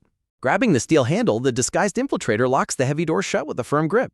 The furious commander screams in outrage, questioning if the soldier has gone completely deaf. Holding the locked lever firmly in place, the disguised Ye Mo completely seals off their only escape route. Enraged by the defiance, the commander threatens to blow his brains out if he doesn't leave immediately. The disguised cultivator slowly turns his head, coldly questioning the demand to leave. Holding the lock tight, he calmly states that his business here is far from finished. With a chilling gaze, the disguised infiltrator declares that absolutely nobody is leaving this room alive. Amused by the threat, the commander mocks his lack of skills and asks if he truly expects to survive. A blazing blue spiritual aura erupts around the disguised cultivator, signaling the end of his restraint. Flaunting his utter contempt, the disguised Ye Mo raises a finger and dares them to try. Losing his patience entirely, the commander bellows an order for his men to slaughter the insolent soldier. Drawing a sharp combat knife, a braided mercenary maliciously asks the commander to cover up the murder for him. Smirking smugly, the corrupt commander boasts that his brother's authority makes their lives completely expendable. Lunging forward with blinding speed, the braided mercenary yells at the disguised youth to get out of his way. A sharp whistling sound rips through the air as the deadly blade slashes downward. The devastating attack carves a massive arc of destructive energy through the cramped hallway. The deadly mercenary brings his knife down with lethal intent, aiming directly for his target's neck. The mercenary gasps in absolute shock as his weapon is effortlessly intercepted midair. Grabbing the attacker's wrist, the disguised cultivator effortlessly spins him around like a ragdoll. With a brutal slam, the intruder smashes the mercenary into the stone floor, coldly reiterating his warning. Watching the sheer display of supernatural strength, the battered guard captain stammers in absolute disbelief. A heavy military boot stomps down hard, instantly shattering the mercenary's discarded blade on the floor. Moving like a blue specter, the disguised cultivator kicks off a relentless assault against the remaining guards. Panicking at the sudden threat, the bloated commander frantically orders his remaining soldiers to draw their firearms. Sweating profusely, the terrified commander screams in absolute horror, wondering where this monster came from. Dodging the incoming gunfire with supernatural agility, the disguised cultivator closes the distance in an instant. A massive explosion of spiritual energy blasts the armed mercenaries backward in a blinding flash. Chaotic melee continues as the mysterious intruder brutally tears through the heavily armed guards. Striking from the shadows, the disguised cultivator delivers a series of devastating blows to the security forces. Grabbing a mercenary by the hair, the disguised Yimo ruthlessly slices his throat with a cold blade. A spray of blood erupts into the air as the commander watches the horrific slaughter in total dread. Surrounded by a blazing blue aura, the disguised cultivator stands victorious, declaring that the commander has lost everything.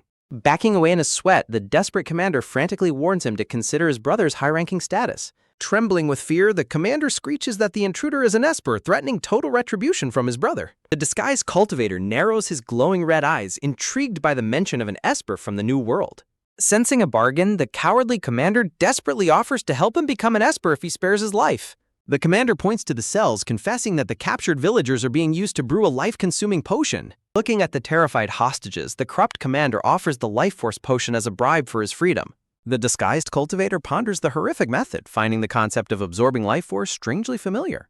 A dark memory flashes of Song Xiaowen using similar forbidden techniques to achieve his initial cultivation stage. Overhearing the horrific truth, the battered guard captain gasps in realization that the prisoners were never just hostages. Before the commander can finish his plea, a glowing blue projectile streaks toward him with lethal speed. The powerful energy projectile pierces cleanly through the corrupt commander's head in a brutal flash. The immense impact blasts the bloated commander backward, shattering the concrete wall behind him.